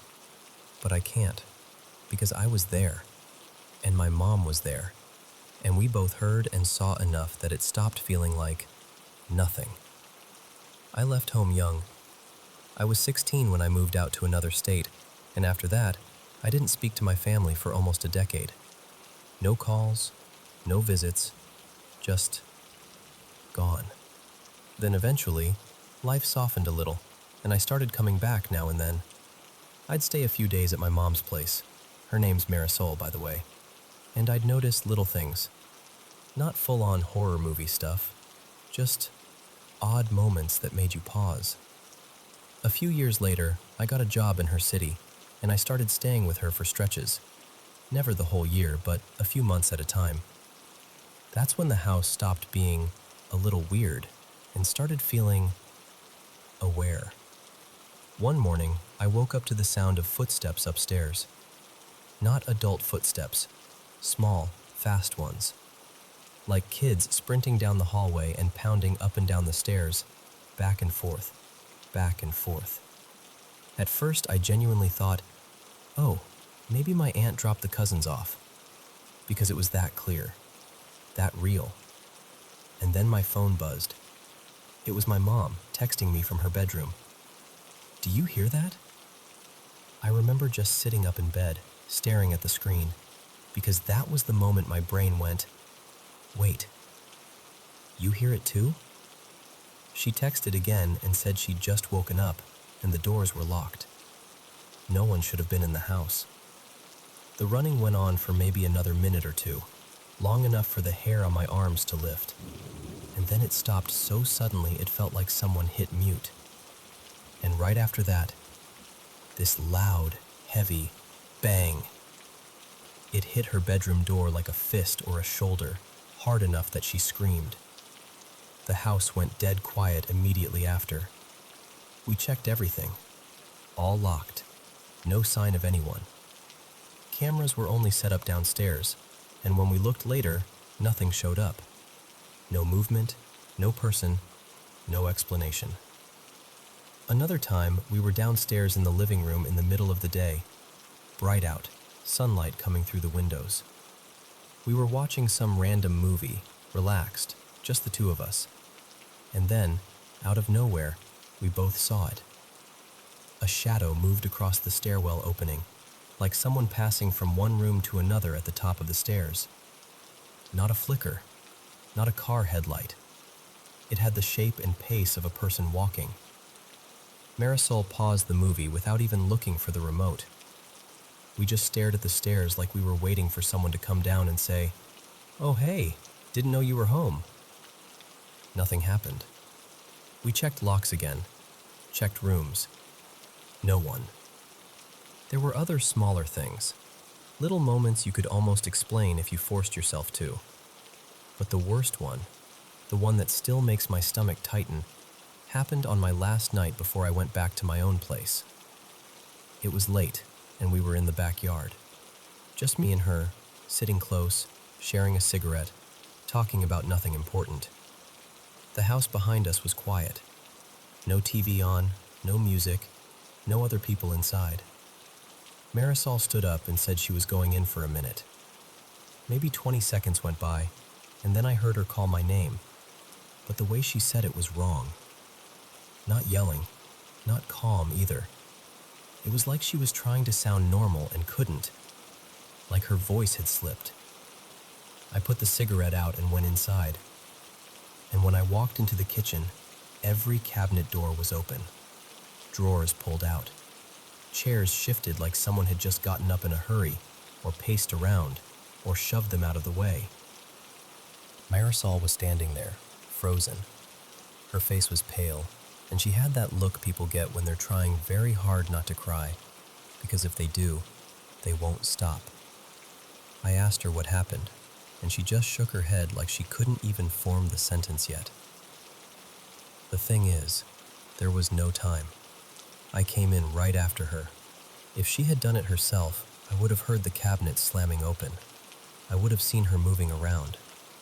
There's just no way.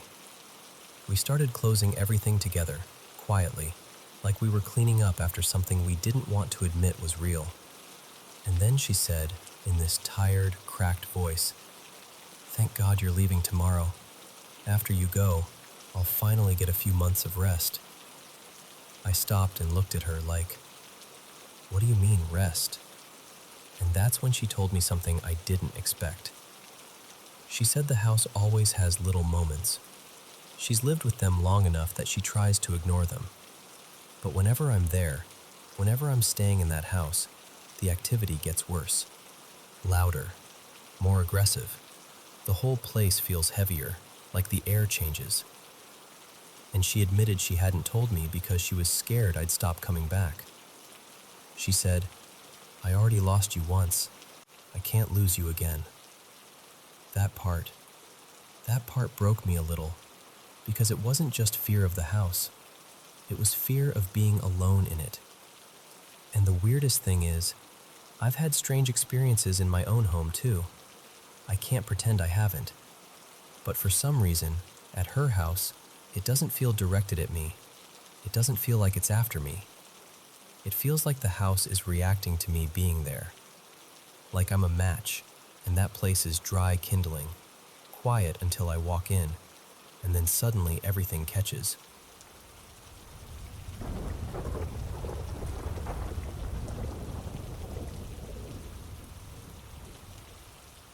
So, this happened last night, and I'm still kind of rattled. I'm house sitting, well, dog sitting, for some family friends of my mom's. I'm staying at their place for 4 days while they're out of town, sleeping there with their dog, Moose. When I showed up yesterday around lunchtime, like maybe 1 p.m., the front door was literally standing open. Not unlocked, open. Wide open, like someone had just walked out and forgot it existed. My stomach dropped immediately. Moose was still in his crate, totally fine, and nothing looked trashed. I texted the homeowner, Marlene, and she was weirdly calm about it.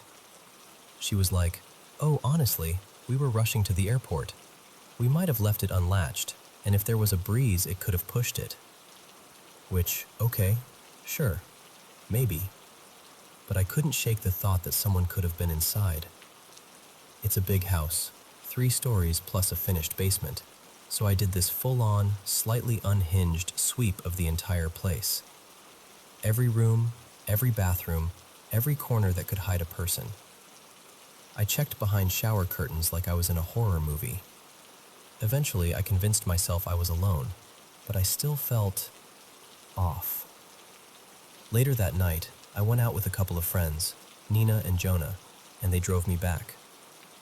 They wanted to meet Moose, so I let them in, and I told them about the door situation because it was still bugging me. They were immediately like, "Yeah, no, that's creepy," and insisted we do another quick check together. Everything seemed normal, until we got to the guest room where I was sleeping. Nina opens the closet like she owns the place, and there, just sitting on the closet shelf like it's waiting for someone, is this old-fashioned doll. Porcelain face, glassy eyes, little frilly dress. The kind of doll that looks like it knows your secrets. We all just stared for a second. And Jonah goes, "Absolutely not." And we all laughed in that tense way people laugh when they're trying to convince themselves they're fine. I remember joking like, "Great, love that I have to sleep in here with that." Then we closed the closet doors, like firmly, and moved on, finished walking around, and they left. And this is where it gets worse. The second they left, I realized my phone was basically dead. I start wandering around trying to find a charger, and while I'm looking, I hear these faint creaking sounds from upstairs. You know that sound houses make at night, like someone shifting their weight on the floorboards? I told myself it was just the house settling, or Moose moving around. To calm myself down, I turned on the TV in the guest room, thinking I'd just have some noise and stop spiraling. I'm scrolling through stuff to watch when Moose suddenly starts barking. Like, not normal, someone's at the door barking. This was deep, aggressive, non-stop barking. And he was looking straight at the closet. My skin went cold. I didn't even want to turn my head, but I did. And Moose is planted there like a little guard dog statue, barking at the closet doors like something was behind them. And I swear to you, it felt like my whole body had one single thought: leave. Now. So I grabbed my keys, scooped Moose out of the room, and got out of the house.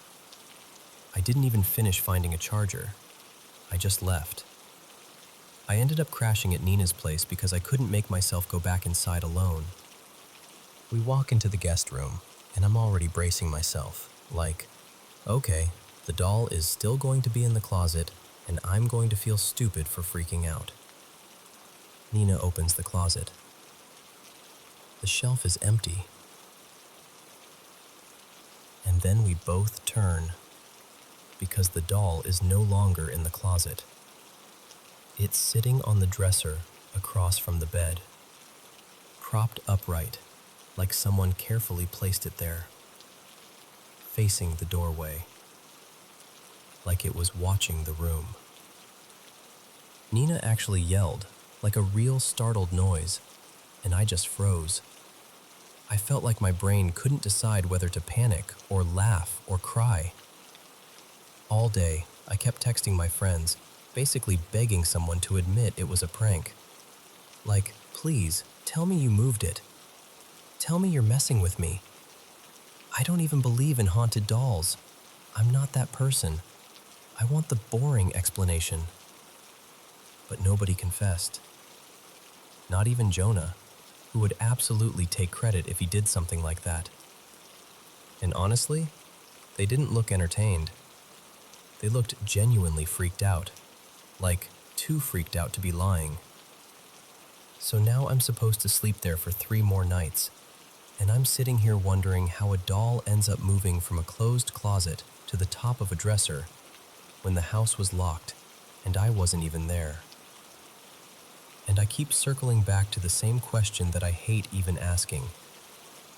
Is it possible it moved on its own?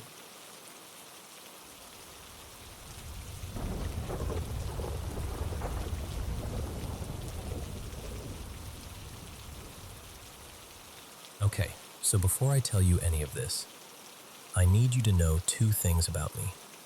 1, I'm a spiritual person. I do believe there are things we can't explain. 2, I'm also annoyingly skeptical. Like, I'll sit there for hours trying to come up with a logical reason for something before I ever let myself whisper the word paranormal.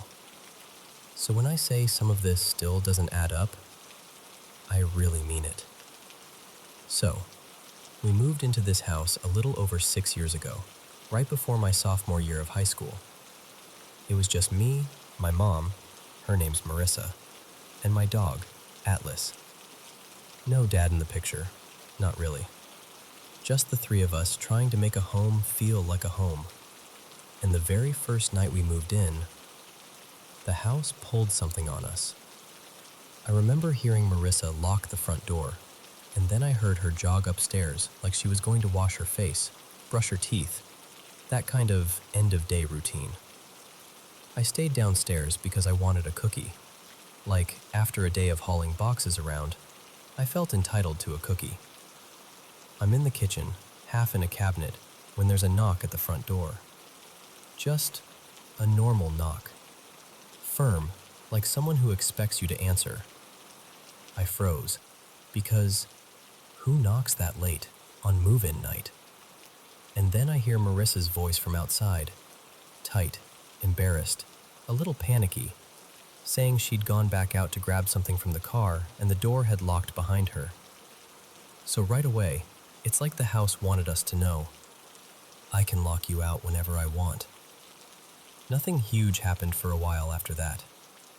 Or maybe it did, and I just didn't have the language for it yet. Mostly it was a feeling, like the air in the dining room was heavier than the rest of the house. Like if you sat in there too long, you'd start glancing over your shoulder for no reason. I used to tell myself it was just the lighting, or the way sound carried, or the fact that the room always felt a little colder.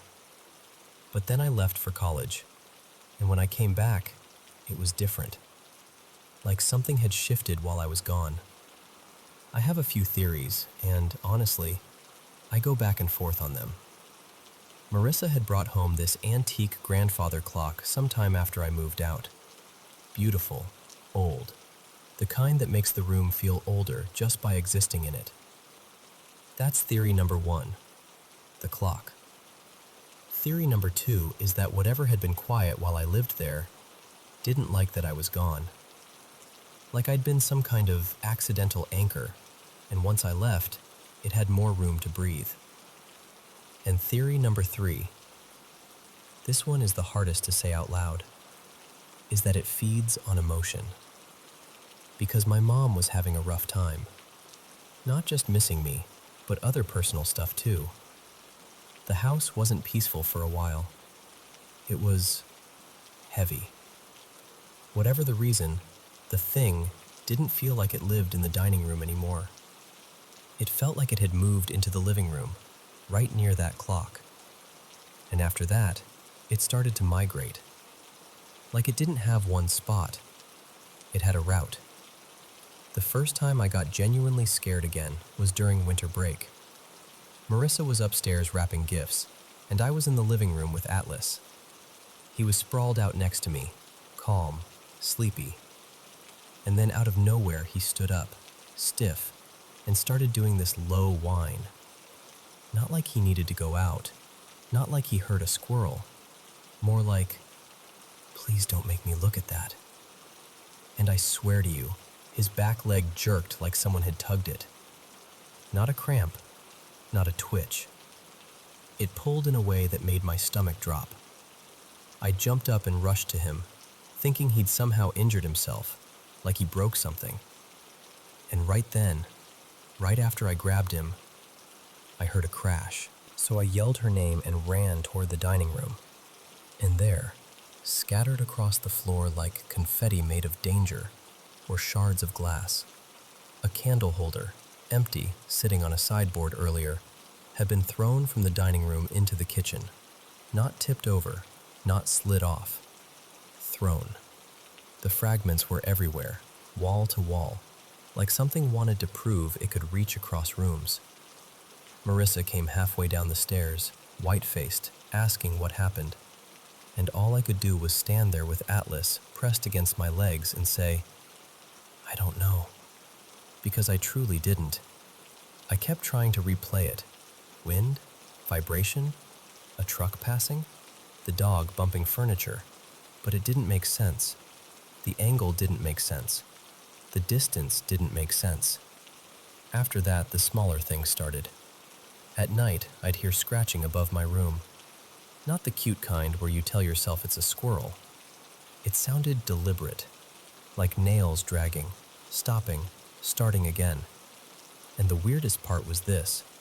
When I'd sit up and listen, really listen, it would stop. Like it knew I was paying attention. Then I'd lay back down, tell myself I was being ridiculous, close my eyes, and it would start again. Sometimes faster, like it was annoyed I'd challenged it. But the moment that still makes my skin prickle, like I can feel it behind my neck even now, was when I tried to meditate on it. I was home alone except for Atlas. It was daytime, which I thought made it safer. I sat on the floor, and Atlas flopped beside me like, "Cool, we're doing the calm thing." I got into a good meditative state. Quiet, steady, the kind where your mind finally stops sprinting. And then the floor vibrated. Not like a phone buzzing, like the house itself shuddered. And I felt, not heard, something rush up the stairs. Fast, heavy, like footsteps without feet, like the air moved with intention.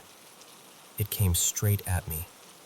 I snapped my eyes open so fast it made me dizzy, and Atlas whipped his head around at the exact same moment, staring at the same empty space I was staring at. Nothing was there. But we both saw something, or sensed it, or whatever the word is when your body recognizes a threat before your brain can label it. Now, every so often, Atlas will act strange, clingy, pacing, staring at corners, until I cleanse the house. I know how that sounds. I really do. But I've done it enough times now to recognize the pattern. I cleanse, the atmosphere lightens, and he settles. I'm trying my best to ignore whatever this is, because engaging with it feels like giving it a microphone. But ignoring it can be hard. Like a couple nights ago, I could have sworn I heard Marissa call my name, clear as day, from downstairs. Only she wasn't home, and it was the middle of the night. I just lay there staring at the ceiling like, nope, absolutely not. I didn't answer. I didn't go check. I didn't even sit up. I pretended I was asleep so aggressively I almost convinced myself. And then there's something else. Something that weirdly makes me feel safer. My great-grandmother Elowen passed away during the pandemic, and sometimes, late at night or early in the morning, I'll smell her scent in my room. Not like a random whiff that could be detergent or memory. It's her. Soft, powdery, familiar. And with it comes this overwhelming feeling of presence, like someone loving just stepped into the doorway. And when that happens, the paranoia fades. That awful being watched feeling just dissolves. It's like whatever else is in the house can't reach me when she's near, or won't. I get it. And listen, could some of this be my imagination? Sure. I have a vivid mind. I spiral sometimes. I'm aware of that. I also know anxiety can paint shadows into monsters. But I can't make peace with all of it being in my head when there are physical things. Curtains shifting when no windows are open. Objects moving. That glass candle holder traveling across rooms. That's the part that scares me most, honestly. Not even the ghost idea. It's the thought that something real is happening, and that reacting to it might be feeding my own anxiety, making me more paranoid, making me question what I'm seeing and hearing. So right now, my plan is simple. Protect my peace, keep the house as calm as I can, cleanse when it feels heavy, and trust Atlas when he tells me something's off. And if my name gets called again in the dark when no one's home? Nope. That is a hard, full-body, spiritual no from me.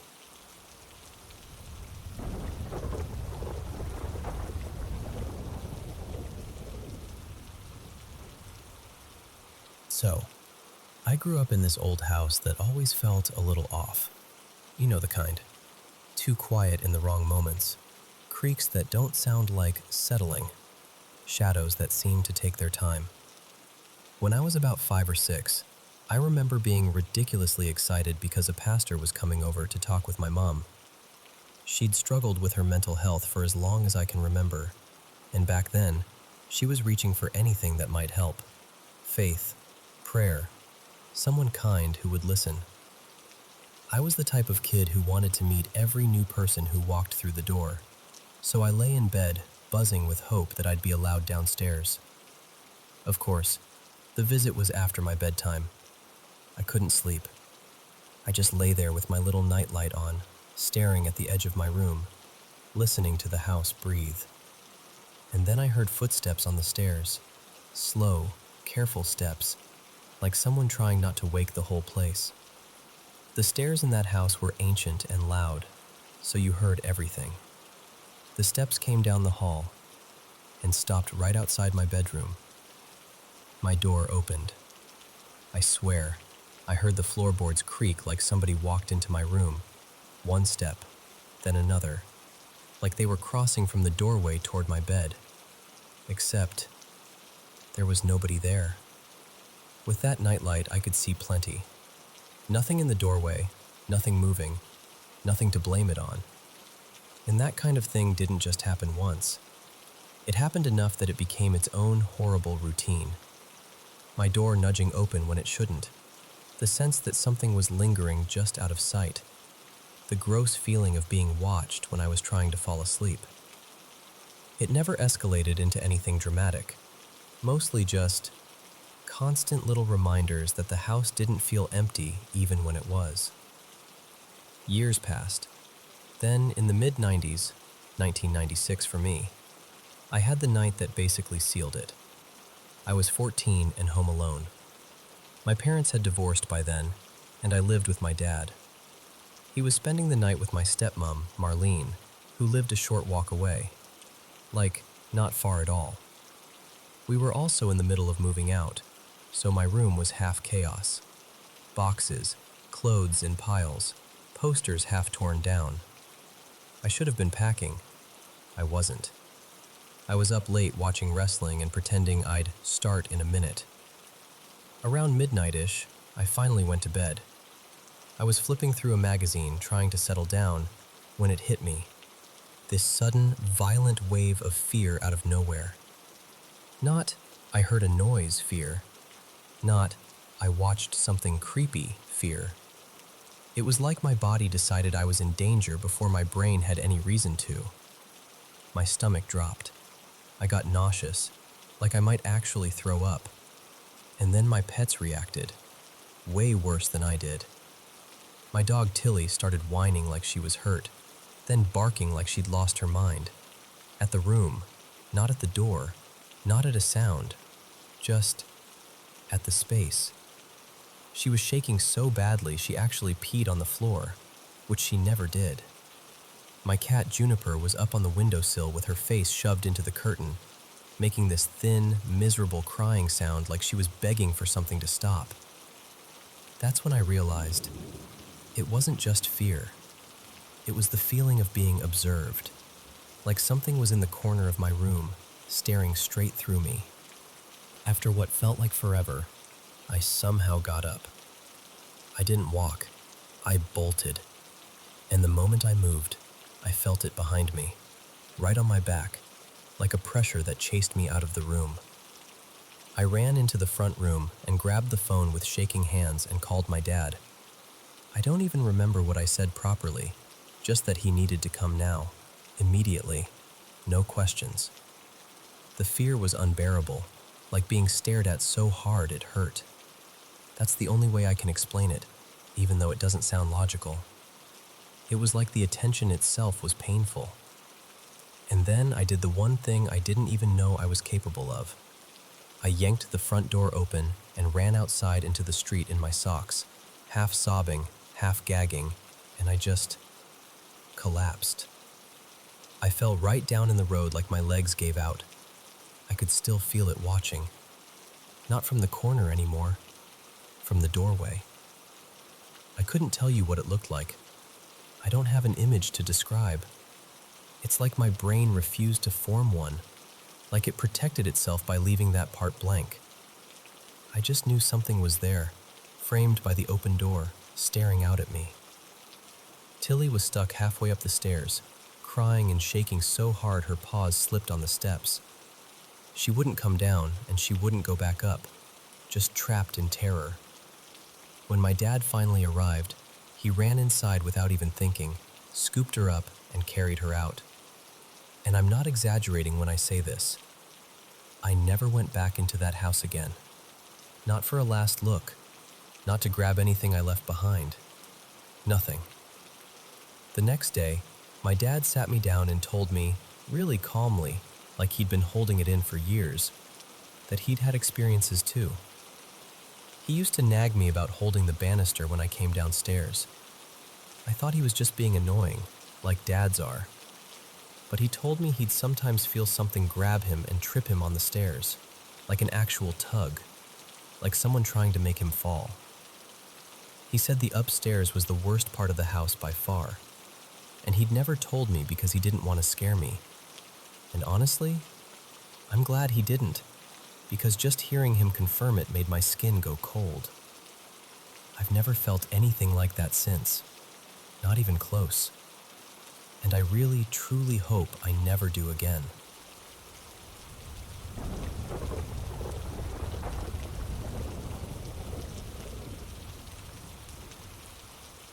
So, I've seen a lot in my life, but this is the one that still gets under my skin when I talk about it. When I was about 16, maybe just turned 17, I was living with my grandma and grandpa for a while. I called them Nana and Papa, like everyone in the family did. Not long after I moved in, my cousin moved in too. Her name was Mariah. We were close like sisters back then, always up late, always trying to shake off whatever the day had piled on us. One night in the fall, the air had that crisp bite to it, and the leaves were everywhere, wet, stuck to the ground like they didn't want to let go. Mariah and I were outside behind the house, just having a smoke and decompressing before bed. Behind us, off to the left, there was this little dip in the land, more like a shallow ravine with a narrow stream at the bottom. It wasn't far, maybe 100 feet or so. The slope down to it was steep, like an awkward, slippery drop you'd regret if you fell. We're mid-conversation, mid-laugh, and then we hear it. Footsteps. Not on the driveway, not on the porch, in the water. A slow, sloshing sound like someone's walking right through the stream, and then the crunch of leaves, like whoever it is climbing up the slope toward us. But the weird part was, we couldn't see anyone. Not a silhouette, not a shape, not even a flicker of movement. Just those footsteps, coming closer, like they knew exactly where we were.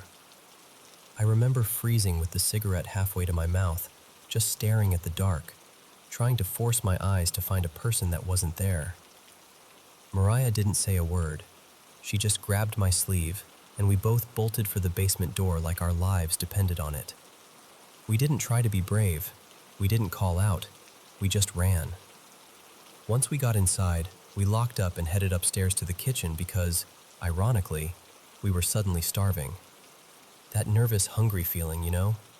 Like your body's trying to pretend everything is normal. Mariah goes, "Turn on the lamp in the living room so we can eat in there." So I'm walking from the kitchen toward the living room, and there's this dividing wall between the two spaces. I pass the edge of it, and out of the corner of my eye, I see her. A woman. She's sitting low to the ground in this crouched, unnatural pose, like knees wide, folded down, arms tight in, almost like she's trying to make herself small but can't. And she's staring straight at me. Her hair is all teased up like an old-school hairstyle, messy and puffed out. She's wearing this pale hospital-style outfit, like a patient gown or those loose clinical clothes. And her face, her expression looked panicked. Not angry, not threatening, just terrified, like she was trapped somewhere she couldn't escape. My whole body went cold. I didn't even think. I just snapped around and backed into the kitchen so fast I nearly knocked into the counter. I'm whisper yelling, "Mariah, I just saw someone in the living room." She's like, "What do you mean, someone?" "I mean a woman, sitting on the floor, looking at me." So we go back in together, hearts pounding, and Mariah flips the light on. And the living room is empty. No woman, no shadow, nothing.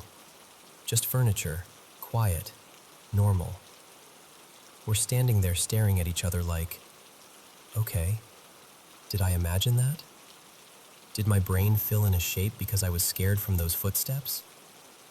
But then, this is the part that made it worse. We're eating at the kitchen table a little later, and from where I'm sitting, I can see straight into the back family room.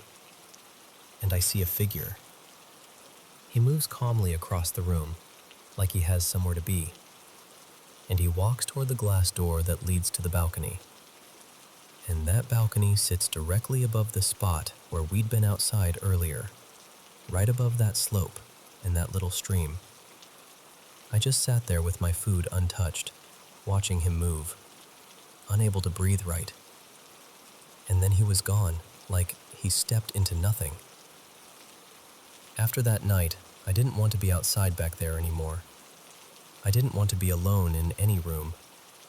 I didn't even want to look toward the living room when the lights were off. A few months later, maybe 4 or 5, I moved back in with my mom. New place, different energy, different neighborhood. I told myself whatever that was, it was tied to Nana and Papa's house, that I'd left it behind. And then, about a week after I moved in, I woke up around 3 in the morning needing to use the bathroom. The house was silent, the kind of silence that makes you feel like you're the only living thing awake. I cracked my bedroom door and looked out into the hallway toward the living room. And she was there. That same woman, same hair, same hospital clothing. But this time, she wasn't sitting upright. She was on the living room floor, flat on her stomach, like she'd been dropped there. And her arms and legs were bent in wrong directions, folded and twisted like joints didn't matter. And her head was turned back, too far, like it had rotated on a hinge it shouldn't have. Her mouth was open in this broken way, stretched wider than a human mouth should open. And where her eyes should have been, there was nothing. No eyes, just absence. I didn't scream. I didn't move. I swear my whole body locked up. It felt like my brain was trying to protect me by refusing to react. And then I blinked, because of course you do, right? Like you're hoping it'll reset the scene, and she wasn't gone in the way a normal thing disappears. It was more like the room couldn't hold her anymore, like she faded out of it. I shut my door so gently, I don't even know how my hands stopped shaking long enough to do it. And I sat on my bed until the morning light came up, because I couldn't convince myself to walk past that spot. It's hard to explain what something like that. Welcome, my friends, to the Paranormal M channel. Having trouble sleeping again? Let me help you out. This is my favorite thing to do, sharing paranormal experiences from all around the world. It's honestly so fascinating. So don't forget to subscribe and turn on notifications so you never miss the latest videos on this channel. And feel free to send us your own paranormal experiences too. Now, get in bed, pull up your blanket, and let's dive into tonight's stories. You know, whenever I think about Bangkok, I don't just picture traffic and malls. I think about the canals, the old wooden houses, and a woman named Mae Nok. Have you heard of her? Let me tell you her story. A long time ago, when Bangkok was still crisscrossed by quiet, shadowy waterways, and people traveled more by boat than by car, there lived a young couple by the Phra Kanong Canal. The wife's name was Nok, and her husband was called Kla. They weren't rich or important, just 2 ordinary people. Their little wooden house sat on stilts above the water, the kind of place where you'd wake up to the sound of roosters and the creak of boats passing by. Nok was pregnant, and Kla used to rest his hand on her belly and promise he'd build her a bigger house one day.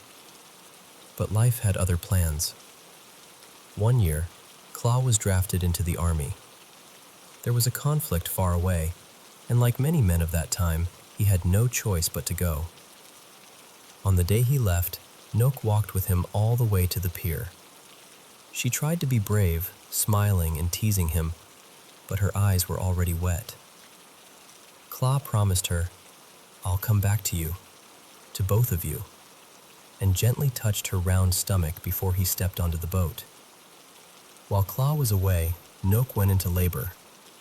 Back then, childbirth was dangerous. There were no modern hospitals, no machines, just midwives, prayers, and luck. Nook's luck ran out. She and the baby died during childbirth. The villagers mourned quietly. They held the funeral, chanted prayers, and did everything they could to help her spirit move on. But love, especially the kind that can't accept goodbye, can cling to this world in strange ways. Claw knew nothing. Far away, he fought, he trained, he dreamed of coming home to a wife and child he had never met. Months later, when the war finally eased and he was released, he hurried back to Phra Kanong. The canal looked the same, the air heavy with humidity and the smell of cooked rice and river water. As he approached his house at dusk, he saw a light glowing inside. And there, at the doorway, was Nook. She stood cradling a baby in her arms, smiling through tears. "Claw, you're home," she said.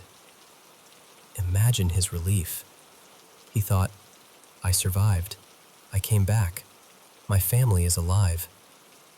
He didn't know, he couldn't know, that both his wife and child had already been buried. From that night on, they lived as if nothing had happened. Nook cooked his favorite dishes. The baby cooed and fussed. At night, Claw lay down beside his wife, listening to the sound of the canal and the soft breathing of the child, thinking he was the luckiest man alive. But the village knew the truth. They had seen Nook's funeral. They had watched the cremation smoke drift into the sky. Some tried to warn him. An old neighbor would stop Claw on the path and say, "You should come stay at the temple for a while." Claw just laughed it off. "Why? My wife and child are waiting for me," he'd say. The neighbor could only shake his head.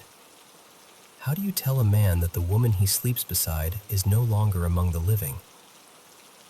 One evening, the truth slipped out in a way no one could ignore. Claw looked up to tell her he'd bring it back, but before he could move, he saw a pale hand reach down through the floorboards. The arm stretched, and stretched, and stretched far beyond what any human arm could. The hand calmly picked up the pestle from the ground and slid back up into the house, the arm shrinking to normal length as if nothing strange had happened. In that moment, every hair on Claw's body stood on end. All the warnings, all the strange looks from the villagers, all the hushed whispers finally made sense. His mind screamed at him to deny it, to pretend he hadn't seen. But there was no escaping it now. The woman he loved was no longer alive. Terrified and heartbroken, Claw did the only thing he knew to do. He ran. He fled in the middle of the night, leaving the house, the canal, the memories, everything. Nook's voice echoed after him, pleading, calling his name, carrying over the water like a sorrowful wind. But there's one place spirits are believed to have no power: the temple. Claw reached the nearest temple, threw himself inside the grounds, and begged the monks to help him. The monks, already aware of the restless spirit haunting Phra Kanong, began to chant. Nook's ghost hovered at the edge of the temple boundary, unable to cross, clutching her baby. In that image, people say, you could see everything at once: love, grief, anger, and the unbearable pain of being left behind. What happened next depends on who's telling the story. Some say a powerful monk compassionately bound her spirit inside a clay pot, sealing it and dropping it into the canal so she could do no more harm. Others say he spoke gently to her, guiding her to understand that forcing Claw to stay with her was only deepening both their suffering, and eventually she let go and moved on peacefully. And then there are those who whisper that on quiet nights, when the moon is reflected in the dark water of the canal, a woman holding a baby can still be seen by the old houses, waiting. Over time, people began calling her May Nook Phra Kanong, Mother Nook of Phra Kanong. She stopped being just a ghost story. She became a symbol. On one hand, May Nok represents a love so strong that not even death could bear to separate it. She loved her husband fiercely, with all the devotion of a young wife who had every dream stolen from her too soon. On the other hand, her story is a gentle warning. It reminds us how hard it is to accept loss, how easy it is to cling to what can't come back, and how that clinging can turn something pure into something painful, even frightening. It's about grief, denial, and the moment we must finally say, "I have to let go," even when our heart refuses. If you ever find yourself in Bangkok, you can visit the place that's become her spiritual home, Wat Mahabut, in the On Nut area. Inside the temple grounds, there's a shrine dedicated to May Nok, or May Nok, as some people still call her in their own family versions of the tale. There, you'll see a statue of a young woman holding her baby, surrounded by offerings. Tiny baby clothes, toys, flowers, even beautiful dresses and silk scarves. People bring these gifts not out of fear, but out of respect and affection. Locals visit her shrine to pray for many things: for safe and healthy pregnancies, for protection from being drafted into the military. They talk to her like an older sister, or a friend who understands heartbreak a little too well. What makes her story last through centuries, films, books, and TV shows, isn't just the ghostly part. It's that deep human longing underneath it all. That wish we've all had, at least once, for love to ignore every rule of life and death. So when you hear the name May Nok Pra Kanong, I don't want you to think only of a scary ghost from an old Thai legend. I want you to remember a young woman who loved so fiercely that she didn't know how to say goodbye. And maybe, in her story, you'll recognize a piece of your own heart too.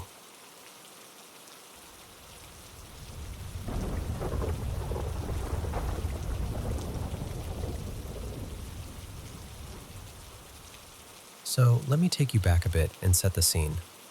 I grew up in this quiet suburb just outside a big city. The neighborhood itself used to be Native American land, and there was still a small old cemetery tucked behind a little line of trees at the edge of our subdivision. You could see the gravestones if you stood on the hill behind the park and really looked. My family moved into our house in 2004, before it was even finished being built, and we stayed there until 2023. So basically, that house is my whole childhood and most of my adulthood. From as far back as I can remember, there was something in that house. It wasn't just me. It was my whole immediate family. My mom, Elena, my dad, Mark, and my younger sister, Lily. We all had these similar experiences, even before we ever compared notes. That's what made it so unsettling later, realizing how much of it overlapped. The most common thing we all saw was this shadow. It would come down the staircase and into the living room, or linger by the hallway that led to the laundry room and the door to the garage, right next to my parents' bedroom. That spot and the stairs were the hot spots. It happened so often that it kind of became part of the house, like, oh yeah, there's the shadow again, almost like another family member who never spoke.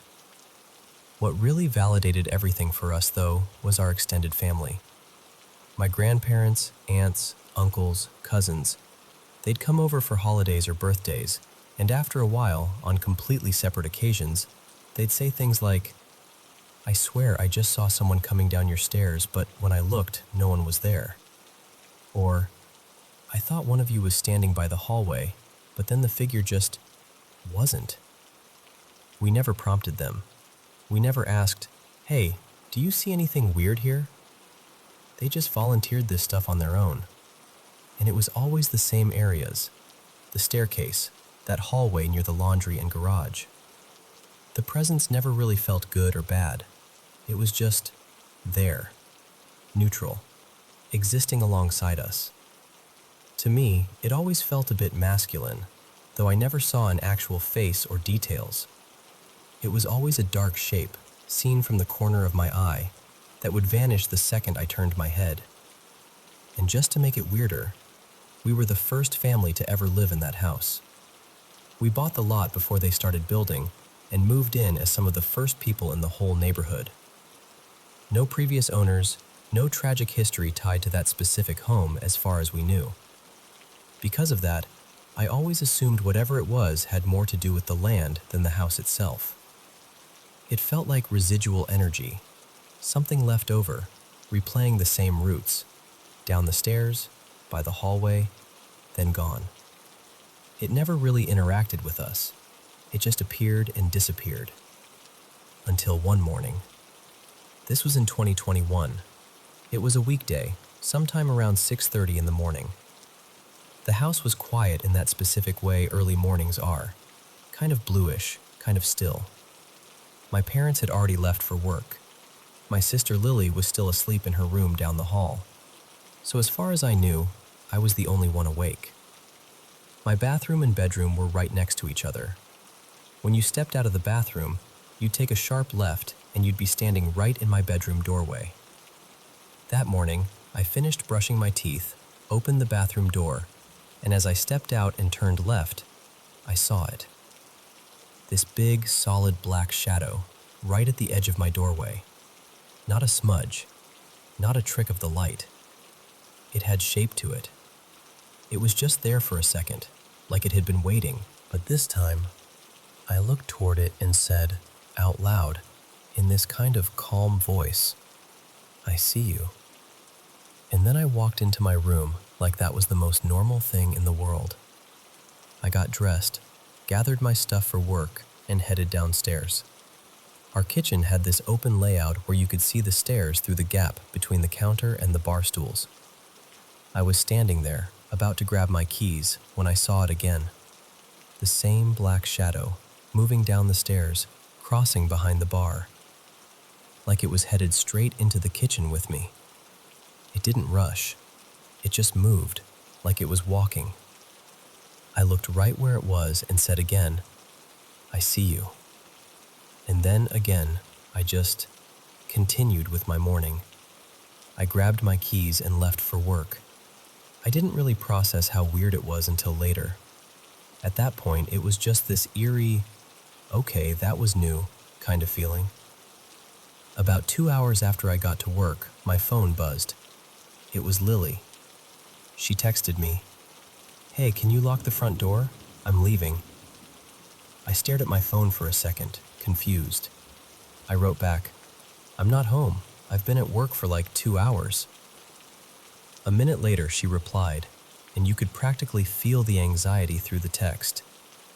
"You're not in your room?" I told her no, I'd left around 7 a.m. Then she said something that made my stomach drop. She told me she'd been hearing me in my room.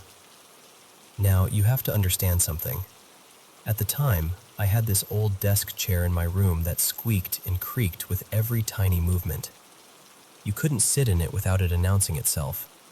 Everyone in the house knew that sound. Lily said she'd been lying in bed, half awake, and could clearly hear my chair moving. Not just once, the kind of subtle, repetitive creaking that happens when someone's shifting around, leaning back, turning, fidgeting while they're sitting. She said she thought I'd stayed home and was just at my desk, maybe on my computer or getting ready. That's why she texted to ask me to lock the door. She assumed I was upstairs. That was the moment everything clicked for me. The very same morning I finally acknowledged this thing, told it, "I see you," not once, but twice. It apparently decided to go into my room and sit in my chair. No one else was home. I'd been gone for hours, and yet my sister heard that unmistakable sound of someone in my desk chair moving around. When I told her what I'd seen that morning, and shadow at my bedroom door, the shadow coming down the stairs, she freaked out. And honestly, so did I.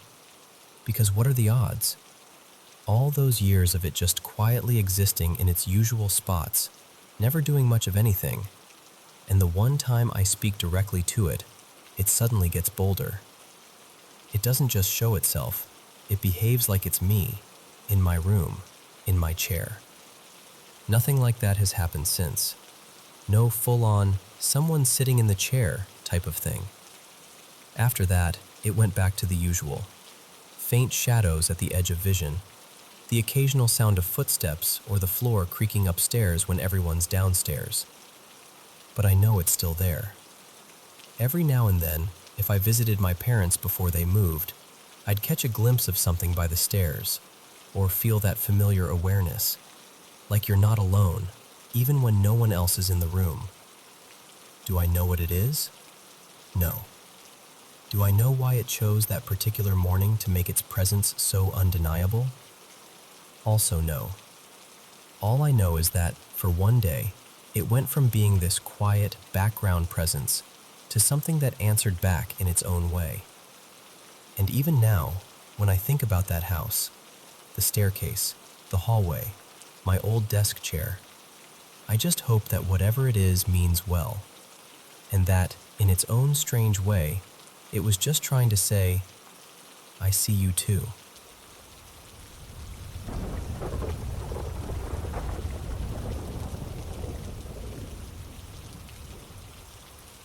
So, let me tell you about the house I grew up in. From the outside, it looked totally normal, just a slightly run-down little place at the edge of town. But inside, it was pretty haunted. And I don't mean like movie-level stuff flying around the room.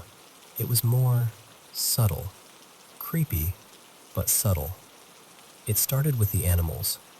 Our dog Milo would just sit in the hallway and growl at empty corners, or he'd bark and chase something that wasn't there. Sometimes, out of the corner of my eye, I'd see these little shadowy cats slip into a room, tails flicking, and when I'd flip the light on, nothing. No cat, no movement, just the feeling that something had been there a second before. Then there were the black shapes, little blobs almost, that would shoot across a room or curve around the overhead light, like they were trying not to be seen. I saw those more than once, enough that I just kind of got used to them, like, oh, okay, that again. But the worst thing, the thing I still think about, was the flashing blue light. The first time I saw it, I was maybe 9. I was lying in bed, trying to fall asleep, and I could see this blue flickering in the hallway through the crack under my door. It looked exactly like when someone's watching TV in the dark. You know that glow? Soft but kind of in your face? That. I got annoyed. I thought my older brother, let's call him Ethan, had left his bedroom door open and was blasting TV with the lights off.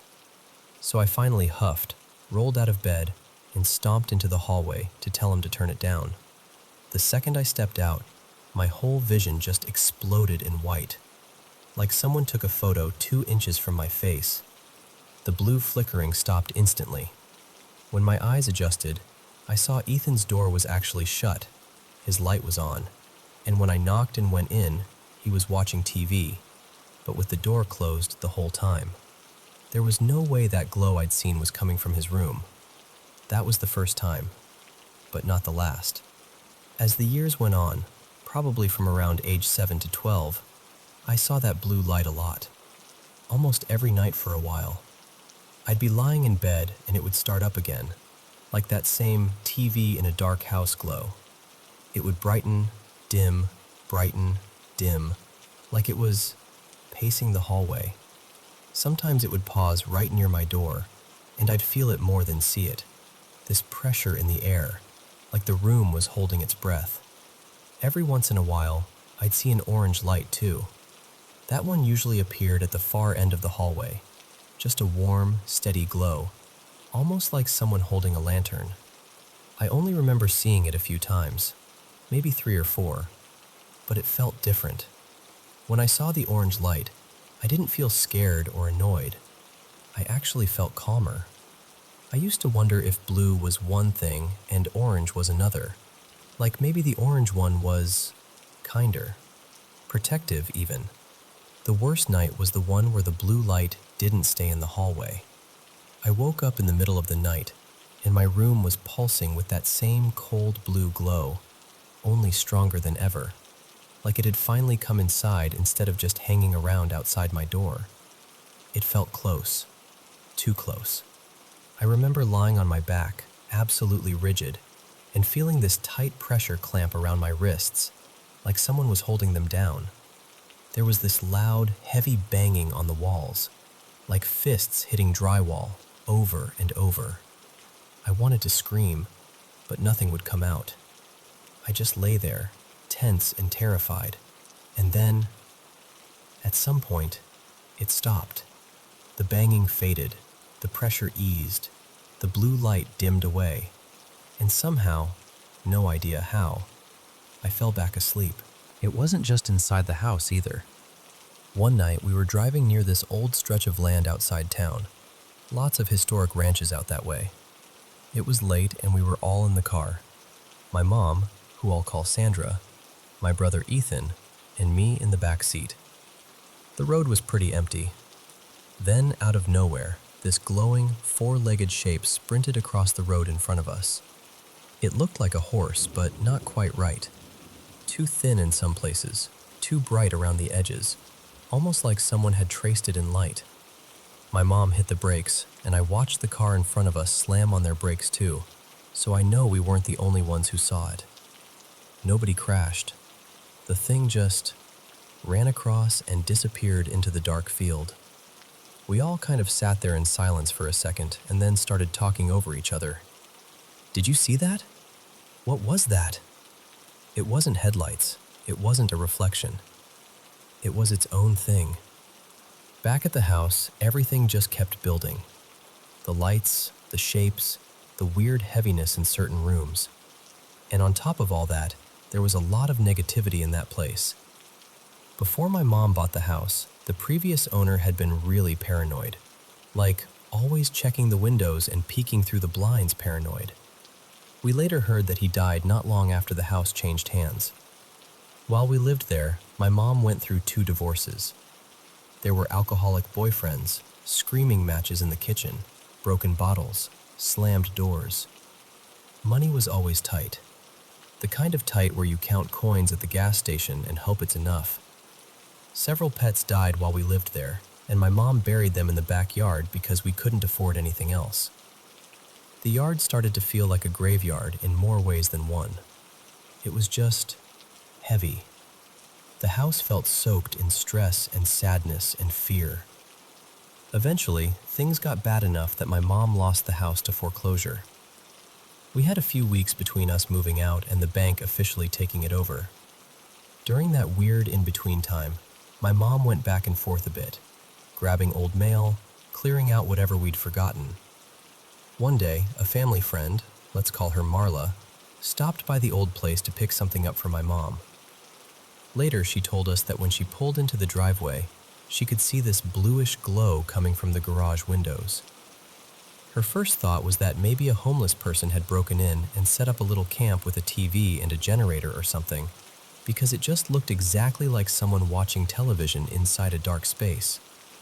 She got freaked out and left pretty quickly. Not long after that, my mom went by the house with me in the car. We parked out front to check the mail and take out some trash that was still there. As we were tossing bags into the bin, one of them ripped, spilling stuff everywhere. My mom muttered something under her breath, told me to hang on, and ran inside to grab a new bag. A minute or two later, she came back out fast. Like, really fast. She slammed the front door, hurried to the car, threw the new bag into the trash almost as an afterthought, and told me, "We're leaving. Now." She was shaken. I could hear it in her voice. Later that night, when she'd calmed down a little, she finally told me what she'd seen. She'd stepped into the house and immediately noticed that same blue, flickering light coming from the garage, just like Marla described. Same ghost TV effect, same pulsing glow. There was no power hooked up, no TV, nobody in there. Just that light. That was the moment she admitted to me that she'd seen it before, back when we still lived there. She just never wanted to scare me, so she pretended it wasn't happening. The weird part is, I've never experienced anything like that again. I've gone on ghost tours. I've visited places that are supposed to be super haunted. One of them was an old mining town, really well known for its ghost stories. I've been in creaky hotels, historic cemeteries, all the classic haunted spots. And nothing. No blue light, no orange light, no pacing glow in the hall. Just the occasional chilly feeling or overactive imagination. Sometimes I wonder if that house was just a hot spot. Like all the fear and anger and grief soaked into the walls and turned the place into a magnet for whatever was out there. I think about the paranoid previous owner, the divorces, the buried pets, the alcoholic boyfriends, the stress of being a single mom barely hanging on, and I wonder if all of that fed into it. I still don't really know what I saw. I just know I didn't imagine it. It's been years, and it still sits in the back of my mind, bothering me in this quiet way. So if you've ever had anything like that, those weird TV-style lights, the blue or orange glow, anything pacing the halls at night, I'd genuinely love to hear about it. Even just knowing someone else has seen something similar would make me feel a little less alone, and a little less like that house followed me in my memories, still flickering at the edge of the dark.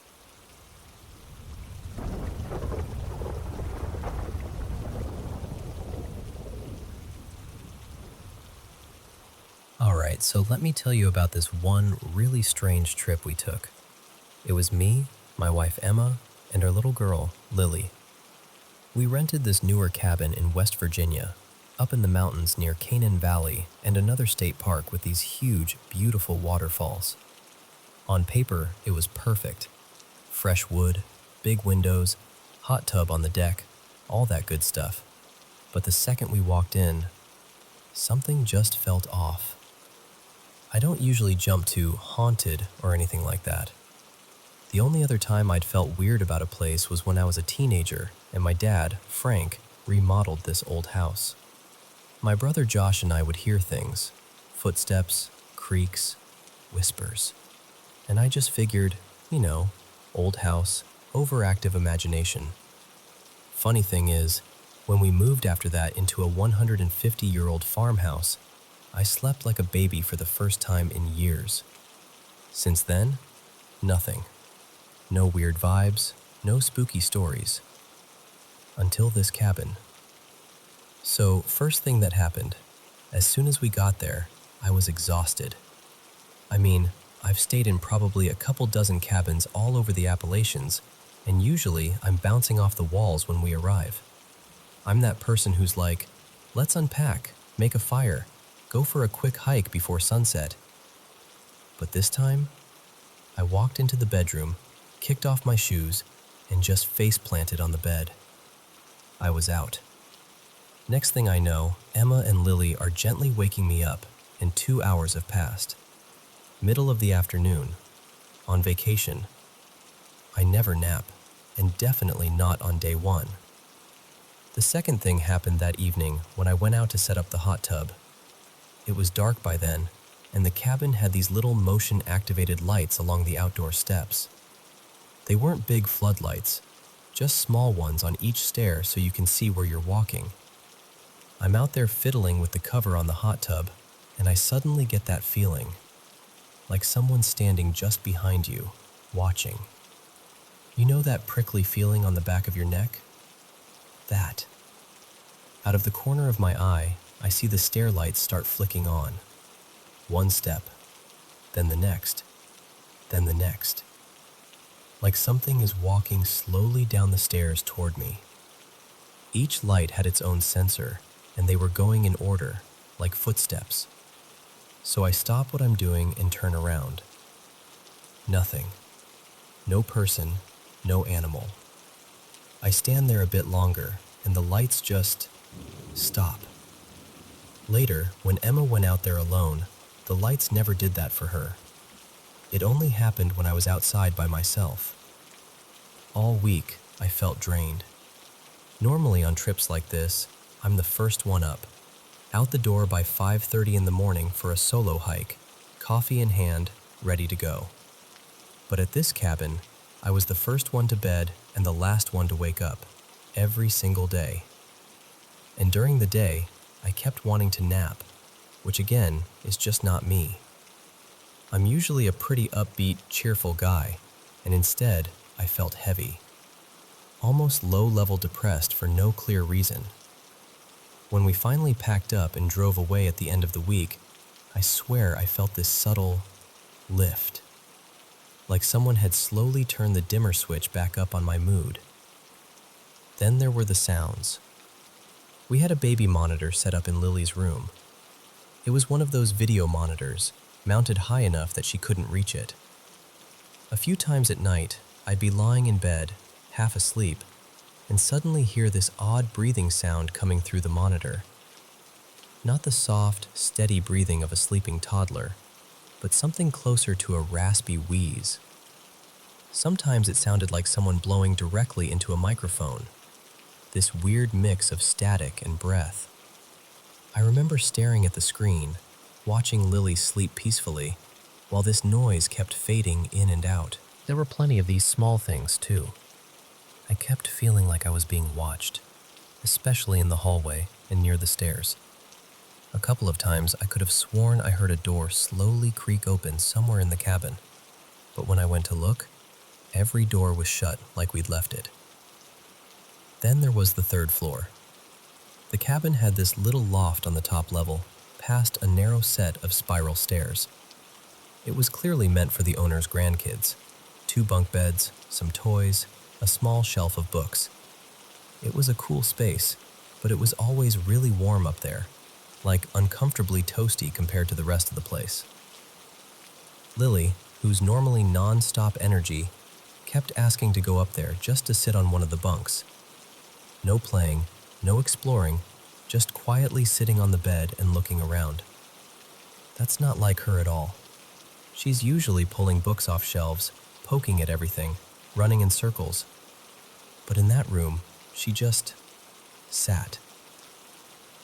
Now, during the trip, Emma didn't mention anything about feeling weird, and I didn't tell her any of what I was experiencing. I didn't want to freak her out, and honestly, I was trying to convince myself I was just tired or overthinking things. On the drive home, though, out of nowhere, she says, "Can I tell you something about that cabin?" I said, "Yeah, of course." She starts describing almost everything I'd been keeping to myself. How she felt heavy in her chest the whole time, like there was a weight sitting on her. How she heard wheezing on the baby monitor too. How she never fully relaxed there and always made sure she was physically close to me and to Lily, especially in the evenings. And then she tells me something I hadn't known at all. On our first full day, she had taken Lily into the hallway outside the bedrooms. She said Lily suddenly stopped, looked up into the empty space, and started babbling in this very focused, animated way. Not her usual scattered baby babble, but like she was actually talking to someone, pausing like she was listening, then responding again. Lily's about 1.5 years old, and Emma said she'd never seen her do that before. She hadn't told me at the time because she didn't want to freak me out, and thought maybe she was just reading too much into it. The strange part? As soon as we left the cabin, honestly, even just driving away down the gravel road, everything stopped. The heaviness, the weird sounds, the baby monitor noises, the emotional fog. It all just lifted. Back home, it was like none of it had ever happened. I don't know what was going on in that cabin. I'm not saying for sure it was haunted or anything, but I do know that place felt different.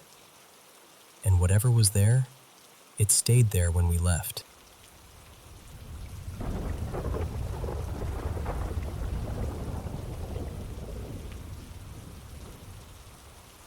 So, I've always believed in ghosts and all that paranormal stuff. But I'm also the first one to go, nah, there's probably a reason, whenever something weird happens. I'm a skeptic ghost believer, if that makes any sense. The evidence has to be really solid for me to look at it and say, okay, yeah, ghosts. This one time, though, it really pushed me. Back then, I was doing my internship with a medical tech company in my hometown in Ecuador. I'm a systems engineer, so my job was to go around to different hospitals and check on the machines in the intensive care units, do maintenance, run tests, handle inventory, and all that fun, stressful stuff. One particular day, I had to go to a military hospital. Let's call it Hospital de las Fuerzas Armadas, on the edge of the city. This was during the early days of the COVID pandemic, when everything was still chaos and nobody really knew what was going on. The ICU there was packed with COVID patients. They'd set up an isolation chamber specifically for them, separated from the rest of the ICU by this little passageway. To get into that isolation area, you had to go through 2 automatic doors. Both doors used these motion/hand sensors, where you had to wave your whole hand in front of them, pretty close, so they would open. You couldn't just wiggle a finger from far away and trigger them. And the doors were set so that once they opened, they'd stay open for about 10 seconds, then close again. After that, you'd have to repeat the whole hand gesture for them to open. That detail matters. A lot.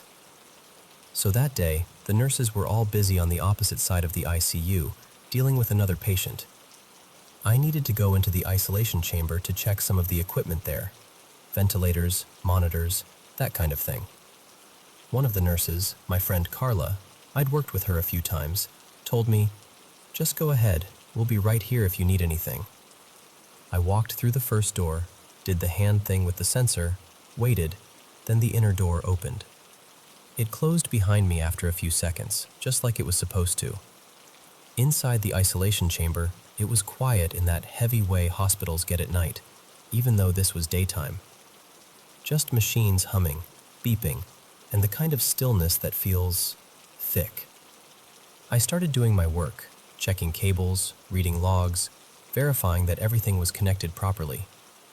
At some point, I glanced up and realized I was a good 4 meters away from the door, like really not close. No way the sensor could pick me up from there. And then, I still remember the sound so clearly, the door just whooshed open behind me. That sliding door sound in the middle of that silence felt wrong. My brain kind of froze for a second. I turned around slowly, expecting to see someone standing there, maybe a nurse, a doctor, anyone. There was no one. The door was just open. The little passageway between the isolation chamber and the rest of the ICU was completely empty. I could see all the way to the other side. No shadows, no movement, nothing. I stood there trying to rationalize it. Maybe the sensor glitched. Maybe the timing was off and it somehow delayed. But I knew how those doors worked. They closed after about 10 seconds. They didn't randomly open again unless someone triggered the sensor from very close. And from my side, I was way too far. From the other side, there was nobody in the passageway. I could see the whole thing. Later, though, when things calmed down a bit, I ran into Carla again at the nurse's station. We were chatting and I casually said, "Hey, by the way, I think the door sensor in the isolation chamber is acting up. It opened by itself when I was inside." She got this look on her face, like a mix of, "Oh no," and, "Oh, not again." She shook her head and said, "That door's fine. They just did maintenance on all the ICU doors last week. Checked the sensors, everything. It's not supposed to do that." So I told her the whole thing. Where I was standing, how far away I was, that no one was in the passageway, that I saw it open with my own eyes. Carla just kind of nodded slowly and went, "Yeah, that tracks with what we've been seeing." I remember frowning and saying, "What do you mean, seeing?" And then she started telling me stories. She said that during the night shifts, weird things had been happening, especially in and around that isolation chamber. Machines turning on or off by themselves. Monitors that had been properly set suddenly changing settings, alarms going off for no reason. They'd hear footsteps in the corridor when everyone was already inside their stations. Once, one of the nurses swore she heard a child laughing, like a clear, playful laugh, even though there were no children in that unit at all. Another nurse said she'd feel someone brush past her, like a shoulder bump, in a hallway that was completely empty. They all joked about it at first, but you could tell it made them uneasy. The thing that really got me, though, was when Carla added, very quietly, "All of this, it started after our first COVID patients began to die. Before that, the ICU was stressful but not weird." Hearing that gave me chills in a way the door itself hadn't, because up until then, I'd been holding on to the idea that it was just a glitch. You know, bad hardware, bad calibration, something like that. My territory, something I could fix. But when she told me the doors had just been serviced and checked, and that other strange things were happening in the same area, around the same time, after patients had passed away, my logical explanations started to feel pretty thin. Even then, I tried to push back. I was like, maybe there's some kind of electrical issue? Interference? The sensors are sensitive. Maybe a reflection or something. And she just looked at me and said, "Maybe, but you weren't the first one to say that door opened when it shouldn't." That stuck with me. I still try to debunk things. I still lean toward rational explanations first. But every now and then, my mind goes back to that moment. Me standing in that isolation chamber, 4 meters away from the sensor, turning around to see that door slowly sliding open onto an empty passageway. And in the middle of a hospital full of loss and fear and unfinished goodbyes, I can't help but think, maybe, just maybe, it wasn't a glitch at all.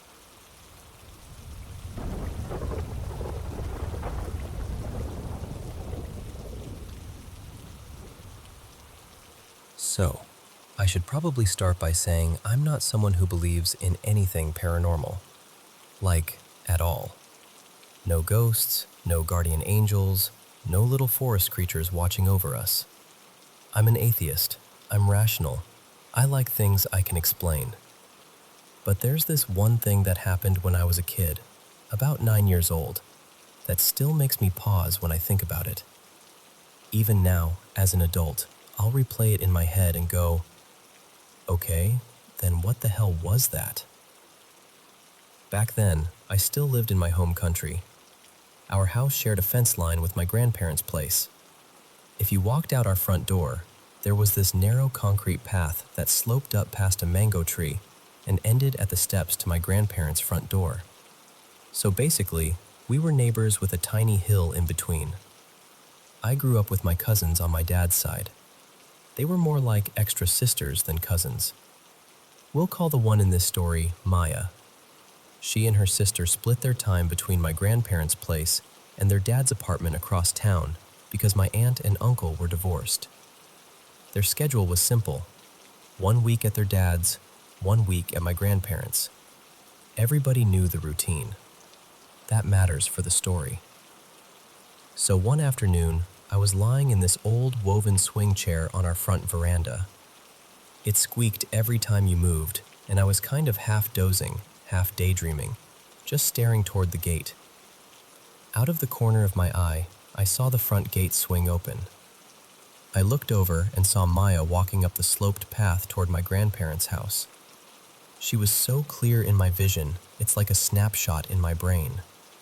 She was wearing what she always called her lucky dress, this light blue dress with little strawberries printed all over it. She loved that dress. Whenever she got to choose her outfit, it was either that or nothing, basically. That was her thing.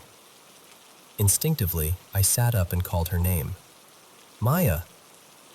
She stopped, turned toward me, and gave me this familiar look she had. Kind of a shy half-smile, half-frown, like she wasn't sure if she wanted to be seen, but was happy I'd called out anyway. She raised her hand and gave me a small wave. I waved back. Then she turned away again and kept walking up the path toward my grandparents' door. Everything about it felt normal, ordinary, exactly the way it always was. I lay back down for a bit, not thinking much of it at first. And then, like a minute later, it hit me. Wait, it was her dad's week. I remember just lying there, blinking up at the ceiling, trying to piece that together. I even went over the days in my head. I knew it was still his week. I'd been disappointed the day before because they weren't around to play. At first, I tried to rationalize it. Maybe my aunt had brought them back early. Maybe something came up. No big deal, right? After a few minutes, maybe 10 tops, I got up and decided to head over and see if Maya wanted to play or watch TV.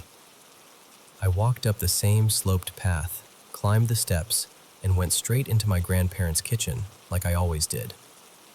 The back door was open, and I could hear the TV from the living room. My aunt was standing by the counter, cutting vegetables. I went over, hugged her around the waist, and asked, "Tia, where's Maya?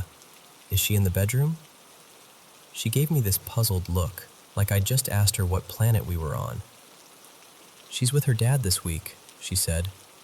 "Why?" My aunt's face changed. The confusion turned into something more serious. She put the knife down. "No, sweetheart," she said slowly. "She's not here. I dropped her off at her dad's early this morning. She won't be here until next week." I remember this weird, cold feeling spreading through my chest. It was like my body realized something was off before my brain caught up. My grandma, who'd been sitting at the table peeling garlic, turned to look at me. "What happened?" she asked. My aunt told her. "She says she saw Maya outside just now." My grandma shook her head. No, Maya's with her father. She hasn't been here today at all." I just stood there between them, completely thrown off. I can still feel the kitchen tiles under my bare feet, still see the little pile of garlic skins on the table, still hear the TV in the background. Everything normal, except this one thing that absolutely wasn't. I tried to explain it again, slower this time. I told them exactly what I'd seen. Maya coming through the gate, walking up the slope, wearing her favorite dress. The way she turned to me, that shy little half smile, the way she waved. It wasn't a blur. It wasn't a shadow. I wasn't squinting through a window or anything. I was outside, in the middle of the afternoon, wide awake. My aunt kept insisting, gently but firmly, "She's not here." And she wasn't joking. My aunt isn't the prank type, and she looked genuinely worried that I was so insistent about it. At some point, my grandma even went and looked around the house, checked the bedroom, the front yard, just to humor me, I think. Of course, there was no one. I remember feeling this mix of embarrassment and stubborn certainty. Like, I knew what I saw. I felt almost guilty, like I was accusing reality of being wrong. Eventually, everyone kind of shrugged it off. My aunt went back to cooking. My grandma went back to her garlic. I went home feeling like I'd stepped out of a movie scene and now had to pretend everything was normal again. Over the years, I've tried to explain it to myself. Maybe it was my imagination. Maybe my brain, missing my cousins, just filled in the gap and projected what it wanted to see. Maybe I had a dream and mixed it up with real life. Kids do that, right? That's the rational part of me talking. The part that still doesn't believe in ghosts or spirits or anything beyond what we can measure and study. But here's the thing. The memory itself feels as solid and sharp as any other real memory from my childhood. The sound of the gate, the way the path looked in that moment, the little swing of Maya's dress as she walked, the exact expression on her face when she turned to wave. It doesn't feel like a dream when I replay it. It feels as real as breakfast this morning. Do I think it was something supernatural? I honestly don't know. Even now, I hesitate to say that. It's not who I am, and it doesn't fit with how I see the world. But I also can't explain it away completely. And that tiny gap between what I believe and what I experienced, that's what stays with me. So yeah, I still don't believe in ghosts. But that day definitely makes me wonder.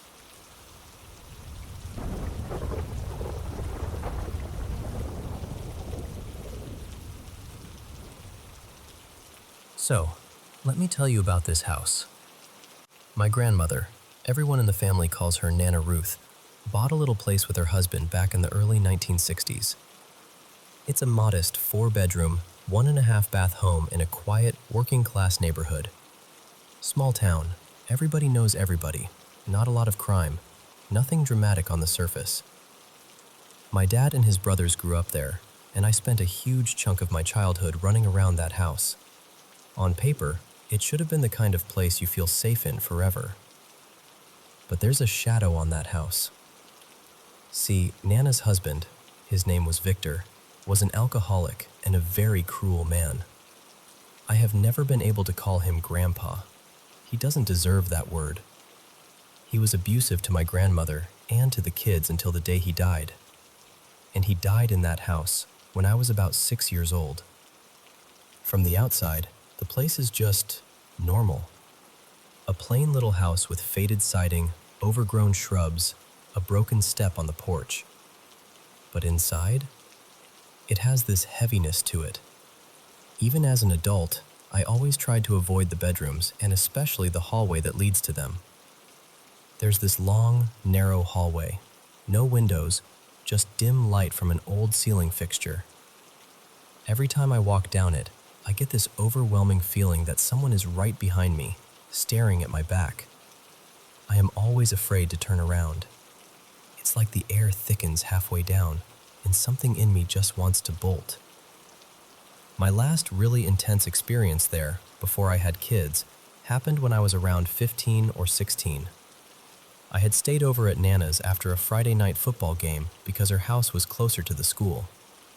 It was late, I was tired, and it just made sense to crash there instead of making the drive back home. Nana has always been an early riser, the kind who's up before sunrise, shuffling around making coffee and humming to herself. So when I woke up, her bed was already empty. She was somewhere in the house, probably in the kitchen or living room. I got up, grabbed my clothes, and took a shower. I remember thinking I'd get ready, go meet my friends for a bit, then head home. At the very end of that creepy hallway, there's this big old mirror mounted on the wall.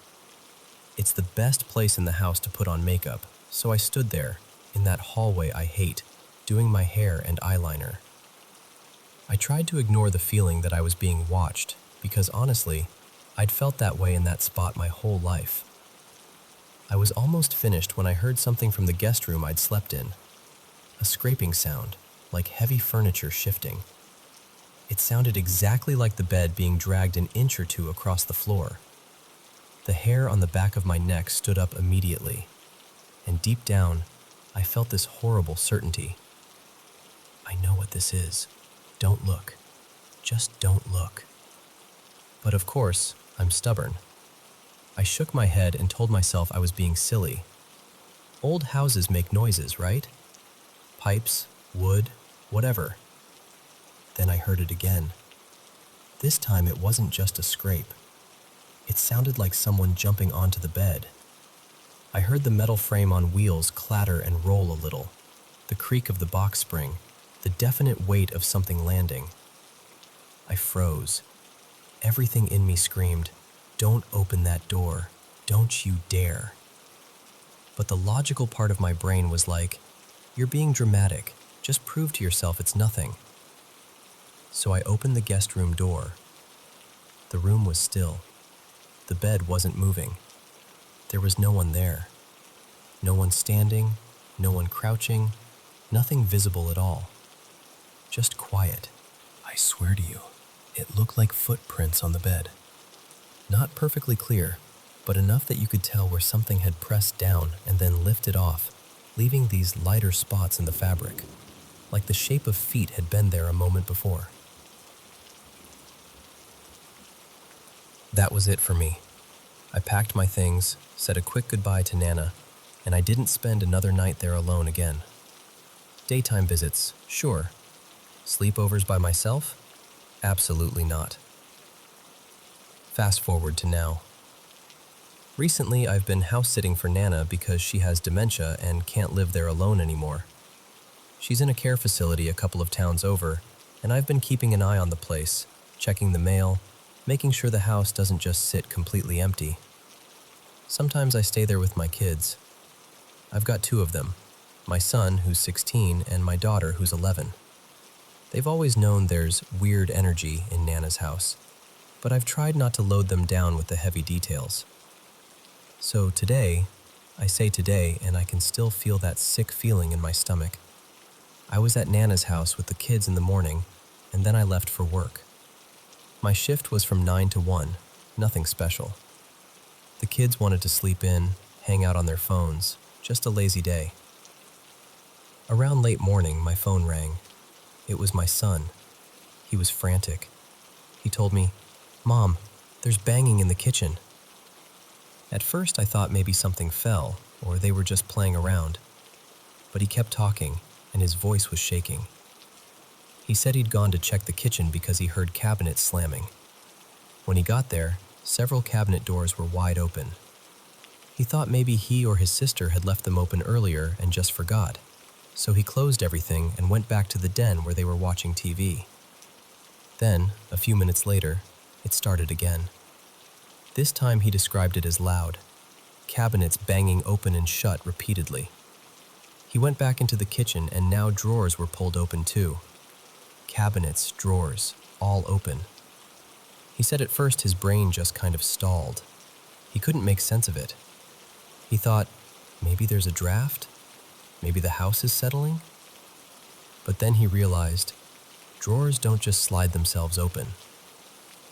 While he's telling me this, I can hear the noise through the phone.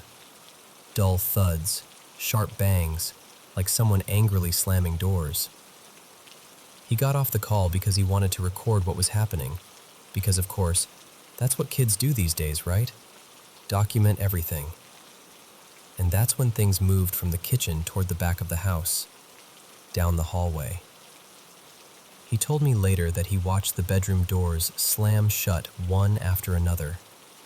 And at the very end of the hallway, there's this pantry-style closet with little cabinet doors on top. Those started banging open and closed on their own. The same hallway where I have always felt like something is behind me.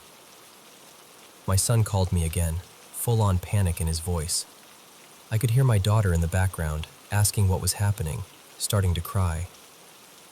I took a breath and tried to stay calm for them, even though my own heart was racing. I told him, "Listen to me. Stay with your sister. Don't talk to it. Don't yell at it. Don't try to record anything else. Just stay together, stay in the den, and keep the TV on. I'm coming." I also called my dad, the kids' grandpa, and asked him to get over there right away, just to be with them until I could leave work and drive back. I felt horrible. I was the one who decided it was okay to stay in that house. I was the one who brushed my own experiences aside and told myself everything was fine. They're not kids who scare easily. They're used to me telling them ghost stories and laughing about creepy movies. That day, they weren't laughing. It keeps sticking in my mind that Nana isn't living there anymore. She's in a facility, confused most days, not sure what year it is. And this house that held her and her pain and all those years with Victor, it's just sitting. Empty of her, but not empty. I don't know if this is happening because she's gone and something in the house doesn't like that, or if it's because I tried to convince myself it was all in my imagination, and now it's reminding me it's not. What I do know is that I feel guilty. Guilty that my kids had to experience what I've always felt but never fully told them about. Guilty that I dismissed my own fear for so long. People always ask, was it real? And all I can say is, it was real enough that we don't stay there overnight anymore. Whatever is in that house, it hasn't let go. And after what happened to my kids, I'm finally listening.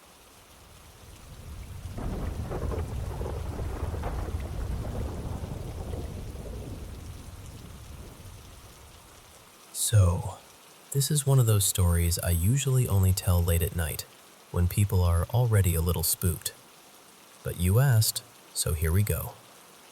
I still drive past the house sometimes.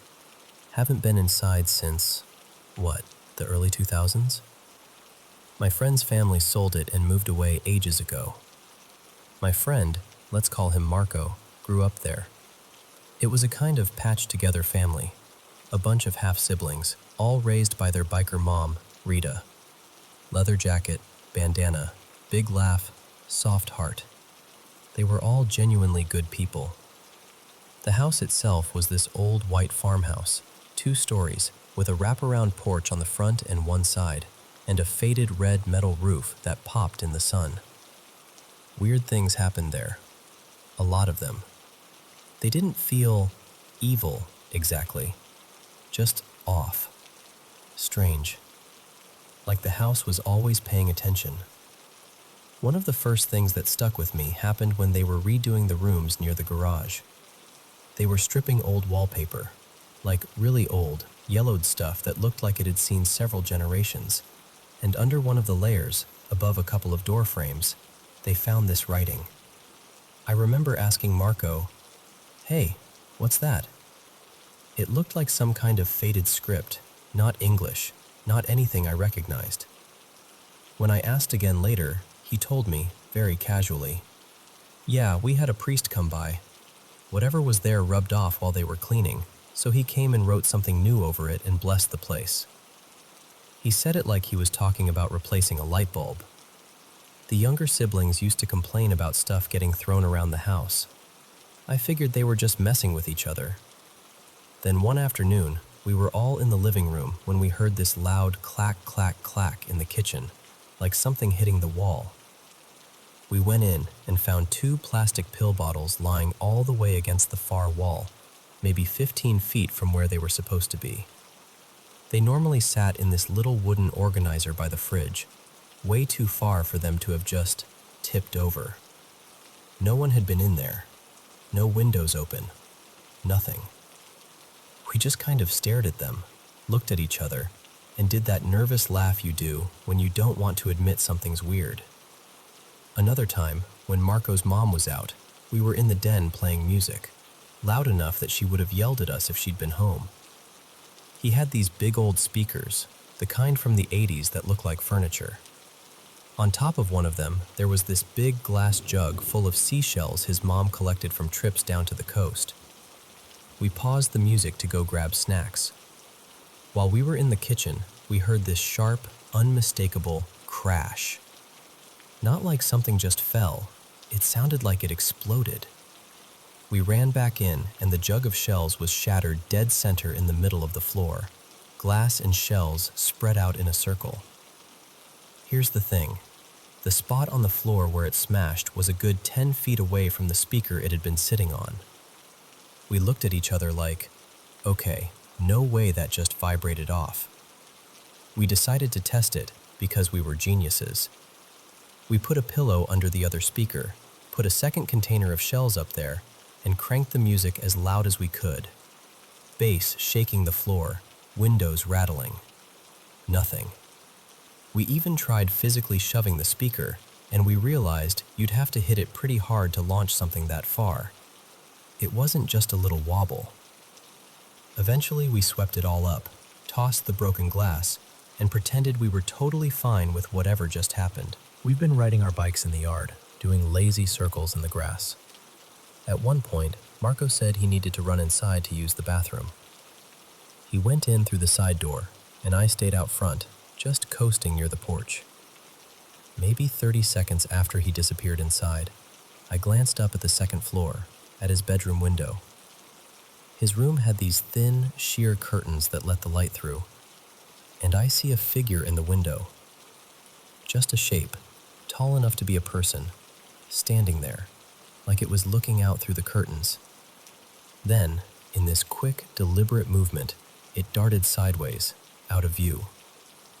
Not like a shadow drifting, like someone stepping sharply away from the window. A few seconds later, Marco comes back out from the other side of the house, from the back door.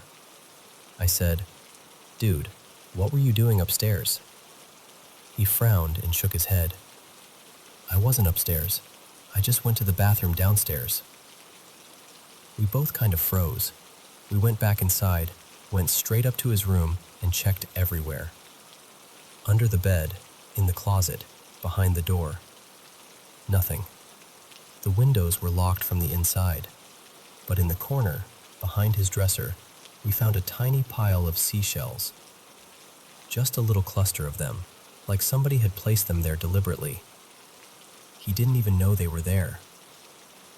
The one that really stuck with me, though, the one that still makes my chest tighten a bit when I talk about it, happened one night when I slept over. They put me in the guest room at the end of the hall. Marco was in his bedroom, just down from me. The house got very quiet at night. No traffic nearby, just crickets and the old wood settling. Somewhere in the middle of the night, I woke up to the sound of footsteps in the hallway. Slow, steady steps on the old floorboards. Creak, creak, creak. I figured it was Marco going to the bathroom or grabbing a snack. I didn't even open my eyes at first. The steps stopped right outside my door. Then I heard whispering. 2 voices, low and hushed. I couldn't make out words, just the tones. A boy and a girl, sounding like they were right on the other side of the door. The doorknob turned and the door eased open.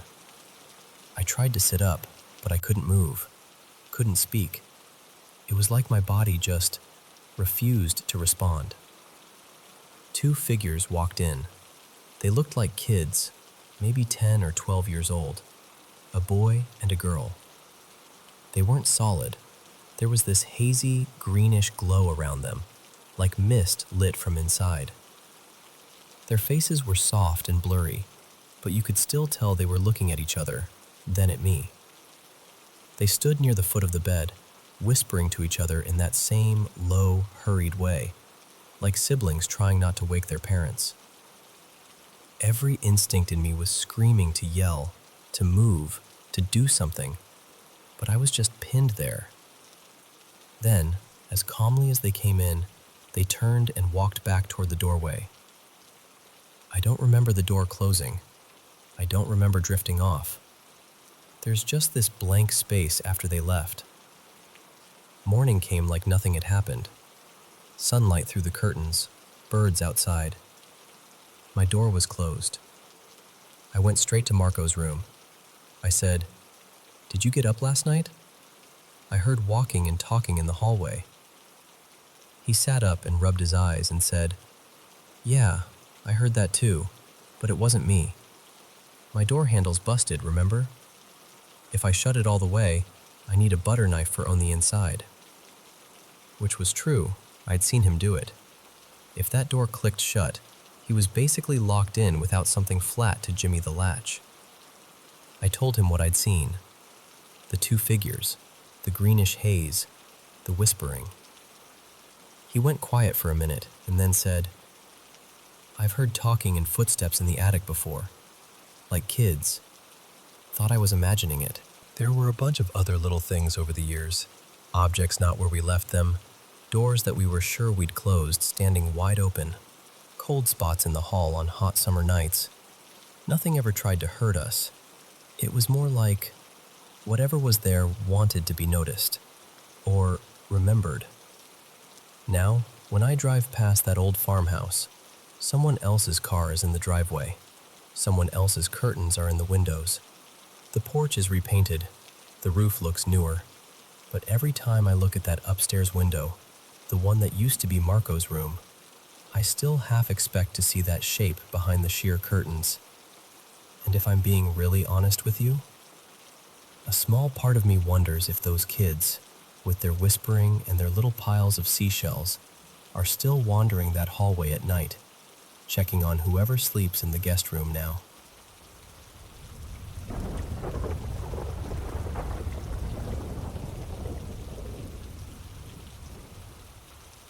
So hey, thanks for listening. I'm Mia, and this is about my dad, Tom, and the house I grew up in. My parents had our house built in the late 80s on a piece of land that had been in my mom's family for generations. I'm 31 now, and that house was literally my whole world from the time I came home from the hospital until I moved out at 21. It's the only home I really picture when I think of my childhood. My mom, Elena, got breast cancer really young. She fought it for years. Eventually, she came home on hospice and she passed away in my old bedroom. That was back in 2018, so about 7 years ago now. In all those years I lived there, nothing weird ever happened. No cold spots, no doors slamming, no creepy shadows. Just normal family life. TV in the living room, my mom's cooking, my dad tinkering with his toys in the garage. Now it's just my dad living there.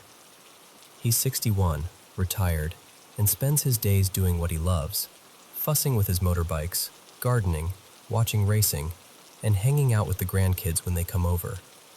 He's not the type to dramatize anything. Very it is what it is kind of guy. And then, a couple of months ago, the house started acting strange. The first thing that happened, my dad was sitting on the couch one evening, scrolling on his phone, when he heard this noise from my old bedroom.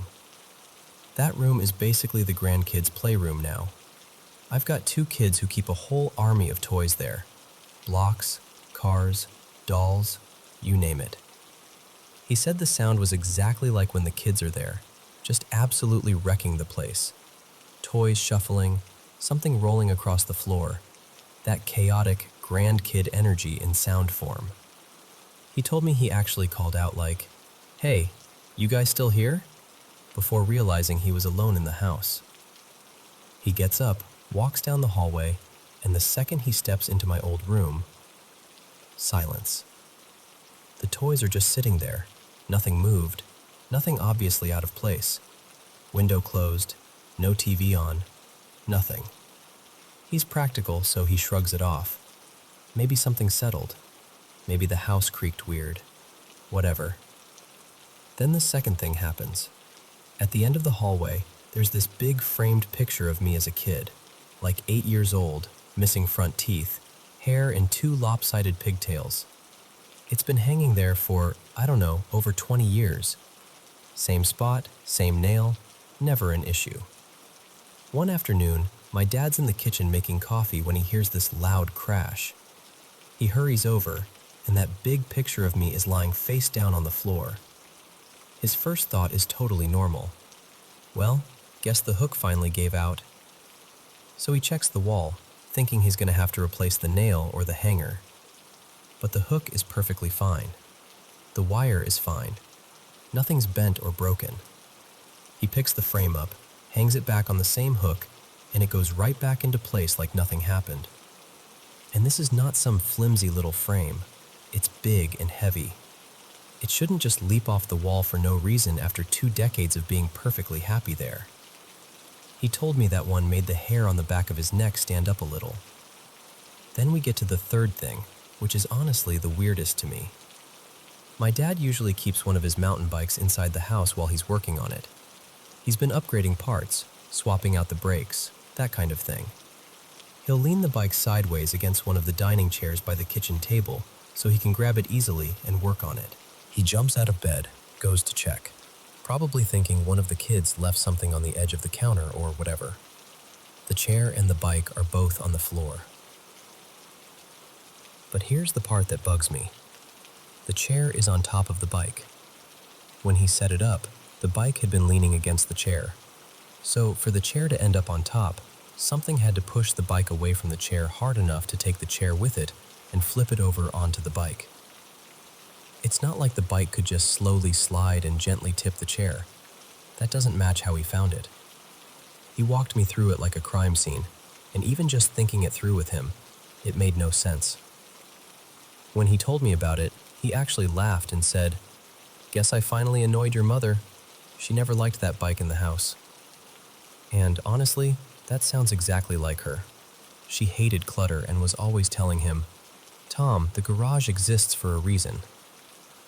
Now, I've always been into paranormal stuff in kind of a fun, curious way. Ghost adventures, those caught-on-camera shows, creepy Reddit threads, all of it. But it's always been something happening to strangers, on TV or online. This is the first time in my life that I'm hearing about something I'd call genuinely unexplainable, happening to someone I actually know, in my house. It really shook me. I'm more spooked for him than he is for himself. I asked him, "Doesn't this freak you out at all?" And he just went, "Nah, it's either your mom or the house settling. Either way, I'm going back to sleep." He honestly seems fine, calm, almost comforted by the idea it might be my mom. Me, on the other hand, I'm sitting there thinking, do I need to go over there with Sage or something? Should I get cameras? My brain went straight to full investigation mode. Some people I've talked to suggested he might be lonely and making things up to get my attention. But that doesn't fit him at all. My dad's not a dramatic person. He's very straightforward. He's told me many times he has zero interest in getting remarried, that he's happy spending his money on motorbikes and day trips and spoiling the grandkids. I even asked if he wanted a dog, for company, and he said, "Absolutely not, too much work," and laughed. He likes his routine. He likes his space. He doesn't act lonely. He's also only 61. He's not confused. He's not forgetful. He's sharp, still does his own mechanical work, still argues about sports with my brother-in-law. I genuinely don't think he'd make this up, and I don't think he'd misinterpret normal noises 3 separate times like this. People have also brought up the possibility of rodents. Trust me, I asked him specifically about that. He's meticulous. No droppings, no chewed boxes, no scratching in the walls. Nothing that screams mouse problem. And honestly, a mouse isn't going to fling my big childhood photo off the wall. What really sticks with me is that first noise, like kids tossing toys in my old bedroom. Some people suggested maybe there's a child spirit mimicking what my kids do when they're there. Like it replays that energy when the house is empty. And I'm just sitting here like, okay, but why? Why would some random child spirit be in our house? There's no story of a kid dying on the property or anything like that, at least not that we know of. Then there's the other possibility, that it's my mom. And that's where it gets really emotional for me, because I've always hoped for some kind of sign from her. A dream that feels different, a song at just the right moment, something. And up until now, I've felt nothing, just memories. And if it is her, why knock down my picture? Like, Mom, seriously? There are gentler ways to say hi. I don't know. I go back and forth between being totally freaked out and weirdly comforted. On one hand, things being knocked over and photos crashing off walls, that's unsettling. On the other hand, the fact that my dad isn't scared, that he's kind of joking about it, makes it feel less like a horror movie and more like the house is nudging him. Like, hey, I'm still here. I guess that's why I'm talking about it out loud like this. Part of me is hoping someone who studies this sort of thing, or has real experience with it, might hear this and say, yeah, that pattern makes sense, or here's what you can try. Do I go over there and burn sage? Do we set up cameras and see if anything shows up? Do I just accept that some things sit right on the edge of what we can explain and leave it at that? I honestly don't know. What I do know is that my dad is still in that house, still drinking his coffee in the kitchen under that same big picture of me, still working on his bikes, still laughing with my kids when they come over to play with the very toys that, some nights, seem to move without them. And whether it's my mom, some echo of my childhood, the house settling, or something we don't have words for yet, I just really want him to stay safe. And maybe, deep down, I want to believe that love doesn't just disappear. That maybe, sometimes, it knocks a frame off the wall or pushes over a bike to remind you it's still there.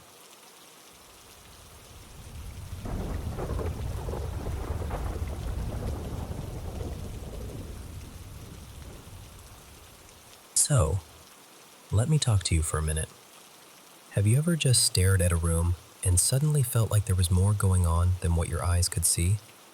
Not in a spooky, something's behind me way, more in a, this can't be all there is kind of way. That's where my mind tends to live. In our everyday reality, we move around in 3 dimensions: length, width, and height. You can picture that classic XYZ graph from school, right? Left and right, up and down, forward and back. That's our playground. Now, we can imagine one-dimensional things, like a single line, or two-dimensional things, like a flat drawing on a piece of paper. Those are below our level, dimension-wise. We can see them, we can manipulate them, but we can't really step up into our world. A little stick figure we draw stays stuck on the page. Here's where it gets interesting. Mathematically, physicists have been pretty serious for a while about the idea that there are more dimensions than just these 3. Higher dimensions. We can work with them in equations, we can predict things with them, but we can't see them directly. They're kind of like the backstage of reality, present, crucial, but hidden from the audience. And that brings me to ghosts. Think about how ghost stories usually go. They appear in our space, they move things, we see or hear them. They seem stuck in a house or a place, but we can't go wherever they are. We don't step into their world, even if they sometimes slip into ours. Why is that? Why does it seem like the traffic is mostly one way? Now, let's add time to the mix. Einstein talked about space and time as one thing, space-time. Instead of 3 dimensions of space and then this separate ticking clock, it's all woven together. You can think of it as a 4-dimensional fabric. If you could somehow step outside of that, like really step outside, I imagine you'd see every moment laid out at once. Not just your life, but everything. Every second, every tiny shift, all there together. To me, it's like walking into a huge hall filled with shelves, and on each shelf are these little moments, like crystal spheres. Every choice, every heartbeat, every memory is there, not one after the other, but all at once. Time becomes something you can move through like a room, not just something that drags you along. And I think somewhere in that layered structure, between our 3-dimensional experience and whatever comes next, there's a sort of in-between zone. A kind of waiting room between life and what we'd call the afterlife. That's where I imagine ghosts might be. If a 2-dimensional being lived on a piece of paper, we could tap the page, pick it up, fold it, see everything at once. They wouldn't be able to do the same to us. We'd exist outside their comprehension. I think a 4-dimensional being might look at us in a similar way. They could reach down into our reality, step into our time briefly, appear as an apparition, but we could never quite climb up to where they are. So when people talk about hauntings, shadows in the hallway, footsteps when no one's there, the same sound repeating at the same time every night, I wonder if that's what's going on. If you think of reality like an old film strip, time is just what keeps the frames moving in order. But those frames, the past, the present, the future, they might all exist at once. We just experience them one after another, so it feels manageable. And then there's the big question. What happens after all this? If there is an afterlife, I don't picture it as clouds and harps.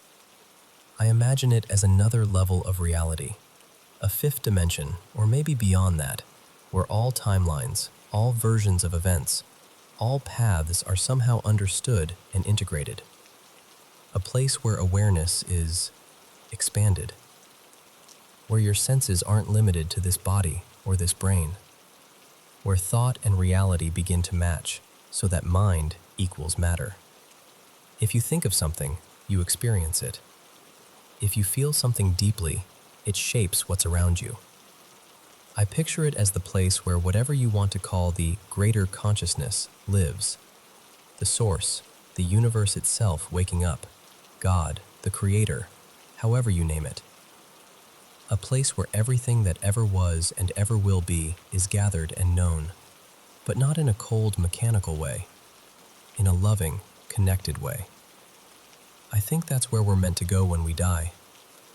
Our 3-dimensional space, and that four-dimensional space-time fabric feel like scaffolding, temporary supports that hold us in place long enough to grow, learn, and choose who we want to become.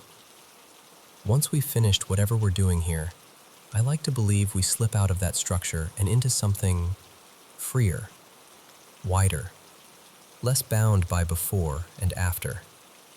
From our side, that looks like stepping into unreality, the afterworld. But from that side, maybe it's the most real thing there is. So when I think about ghosts, higher dimensions, and the afterlife, I don't see them as separate topics. I see them as different layers of the same story. We're here, right now, walking around in 3D, anchored in time. Some souls might get stuck between the floors of this cosmic building. Those are the hauntings and echoes people feel. And beyond that, there's a higher level waiting, where everything makes sense in a way we can't quite imagine yet. And honestly, that idea comforts me, because it means that nothing is really lost, just moved. Nothing truly ends, just changes dimension.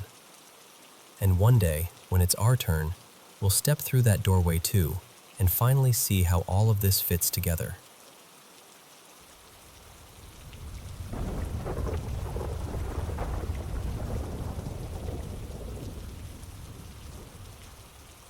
So, let me tell you about the time I realized something had basically been following me my whole life. When I was about 5, my parents and I moved into this condo near the beach in Fort Lauderdale, Florida. It was one of those airy, 80s-looking places with big windows and a spiral staircase in the living room. The stairs led up to this loft, maybe 20 feet by 20 feet, kind of like a little open room that looked over everything. On moving day, I remember being so excited. I grabbed this cardboard box full of toys, Barbies, little plastic dinosaurs, all that, and dragged it up the spiral staircase to claim the loft as my secret hideout. The second I stepped off that last stair and onto the carpet up there, it was like walking into a refrigerator, just freezing. And not like, oh, the AC is on. It was a different kind of cold. My chest tightened, and out of nowhere I got this intense, urgent feeling. Leave. Now. I didn't see anything. Nothing moved. But my whole body just panicked. I dropped the box and ran back down the stairs as fast as I could, sobbing. After that, I never went back up there again. Not once. My parents thought I was just being a dramatic little kid. And at that age, I didn't even know what a ghost was. I just knew that space felt wrong. Fast forward to when I'm about 12. We're at dinner one night, and my parents randomly bring up that condo, just casually. And my mom goes, "Yeah, that place was weird." I'm like, "What do you mean weird?" That's when they finally tell me that the whole time we lived there, strange stuff was happening. Every night, almost exactly around 3 a.m., my mom swears it was always a little before 3, our cat would start this eerie, crying sort of meow. Not a normal, feed me sound. More like something between a wail and a scream.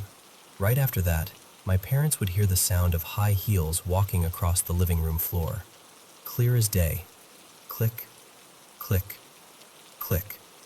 They'd hear them go past the couch, around the coffee table, and right up to the hallway outside their bedroom. My mom thought it was just pipes or the neighbors at first, but it was carpet in there. No one should have sounded like that on carpet. It wasn't just them either. Guests who stayed over had their own stories. My grandma stayed with us once. She told my mom she heard someone walking around the living room late at night, and then, this is the part that freaks me out, she said she felt someone sit down on the edge of her bed. The mattress actually dipped. She thought it was my mom checking on her, until she realized my mom never came in. On one of our last nights in that condo, after months of this, my parents had kind of gotten used to it. You can get used to anything, I guess. They'd hear the heels, the cat, the random noises, and just roll over and go back to sleep. But this one night, they were in bed, half asleep, when suddenly the bathroom door in their room slammed open. Not just creaked, slammed. Hard enough that it hit the stopper. That was the moment it stopped being quirky old building and turned into, okay, we're not alone here. Not long after that, my parents divorced. My mom and I moved to a new house in the suburbs, one of those freshly built neighborhoods with tiny trees and identical houses. Everything was clean and bright and smelled like new paint. On the surface, it was the total opposite of that condo. For a while, it felt normal, safe. When I was around 6, my dad would stay over some nights and tuck me in. He'd sit on the edge of my bed and wait until I fell asleep, then quietly sneak out and go back to the guest room. He said, "Just going to the bathroom," in this tired voice, and walked out of my room. Here's the weird part. There was a bathroom literally just down the hall from my bedroom, but instead of turning right toward it, I heard his footsteps going down the stairs. That didn't make sense to me, even as a kid.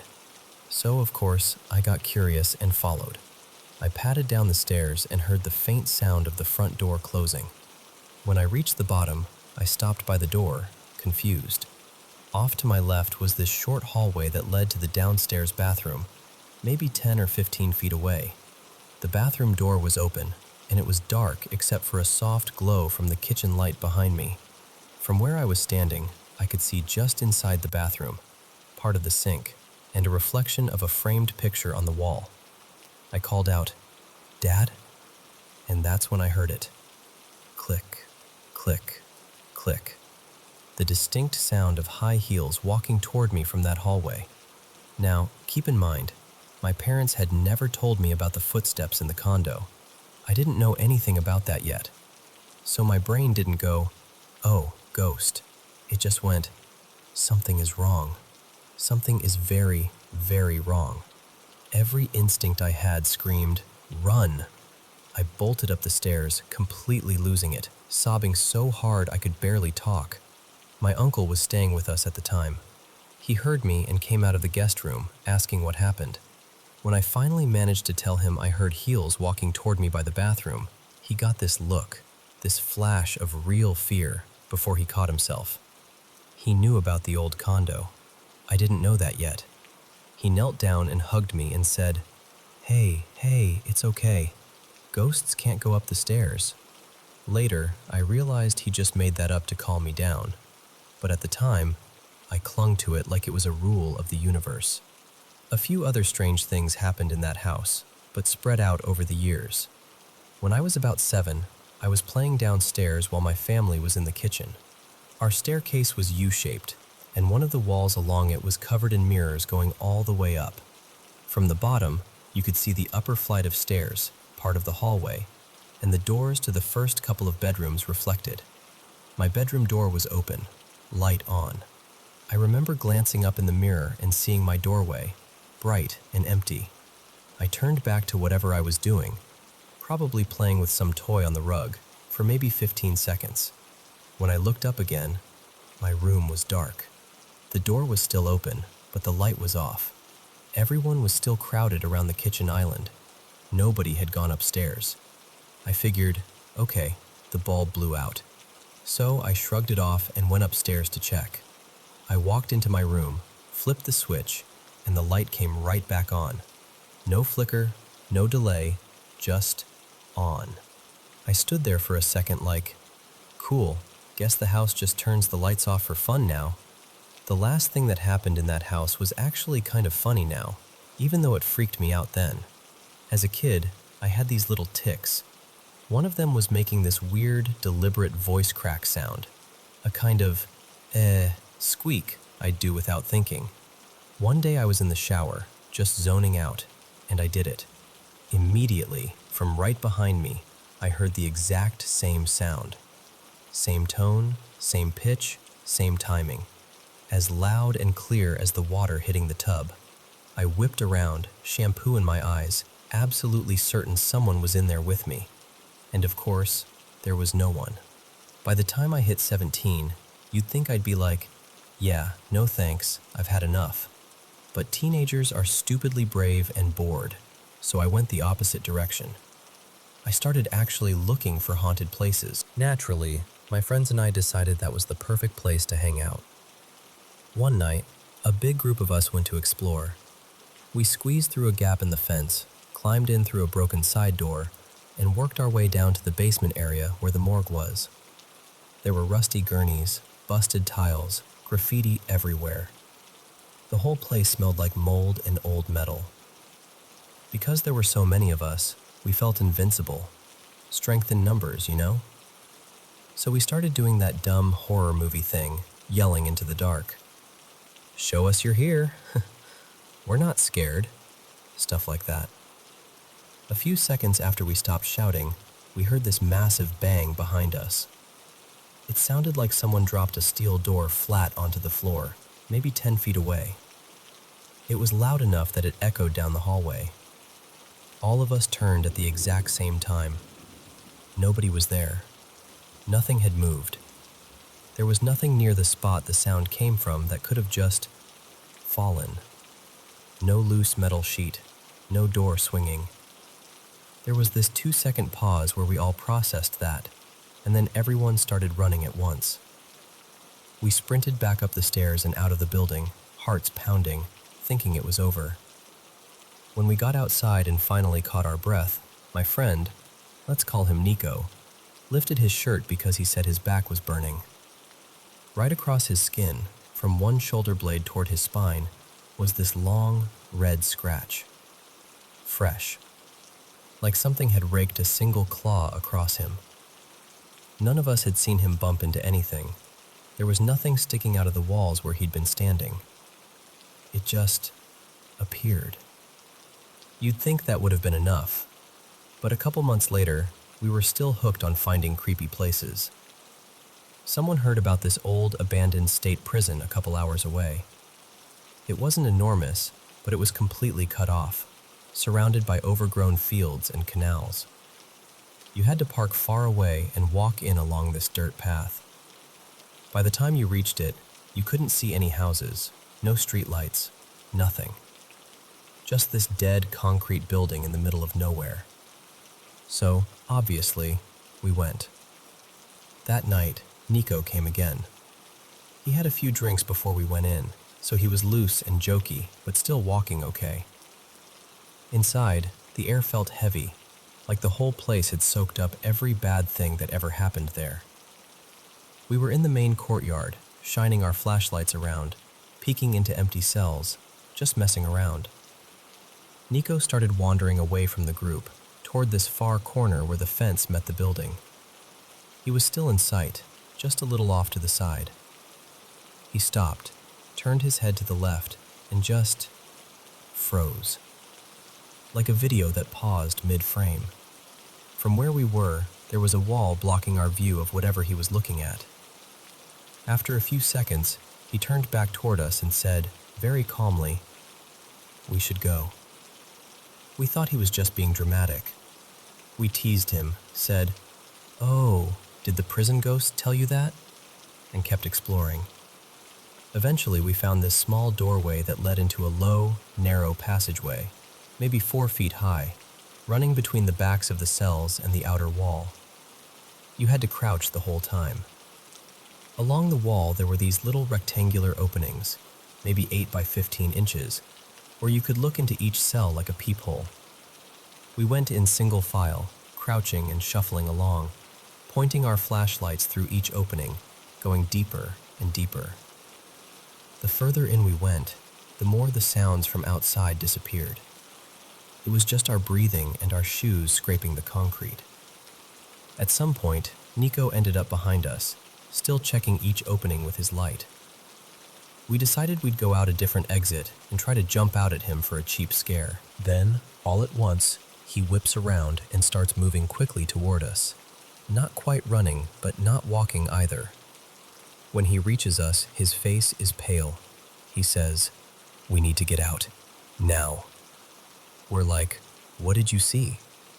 He says, "I'm not joking. I think there's a body in one of those cells." We honestly still thought he was messing with us. Nico wasn't the prank type, but the whole situation felt surreal, and we didn't want to believe him. So we're like, "Okay, well, if you're so freaked out, show us what you saw in the courtyard first." We retraced our steps, climbed back out of the passage, and walked to that corner where he'd frozen earlier. We turned the corner around this little jut of wall, and there he was. A black man, sitting in a chair right up against the fence, facing straight ahead. Not translucent, not glowing, not anything. He looked solid, real. Just a regular guy, arms resting on his legs, staring. The problem was, there was no car, no boat, no path that didn't involve a long walk through pitch-dark nowhere. We hadn't seen a single sign of another person the entire time. We all stopped. The air felt thick. The man slowly turned his head, looked directly at us, and said, very softly, "Hi." That was it. No threat, no jump scare. Just, "Hi." We absolutely lost it, spun around and bolted. We didn't stop until we were halfway back down the dirt path. My legs were shaking so hard I could barely walk. On the walk back, Nico kept rubbing the side of his neck, saying it burned. We were like, "You probably got bit by a mosquito, chill." Then one of our friends shined his flashlight on Nico's neck and went, Dude, what is that?" Wrapped around his throat, like someone had grabbed him from behind, was this red, distinct mark. Not just a patch of irritated skin, a clear line all the way around. Like fingers had been there. None of us joked after that. The rest of the walk was quiet. So yeah, I still don't know what to believe. I'm not someone who jumps at every creak in the house. I don't blame everything on spirits or demons or whatever. But between the woman in heels in 2 different houses, the scratch at the hospital, and the man with the chair and that mark around Nico's neck, let's just say I'm not convinced we're ever really alone.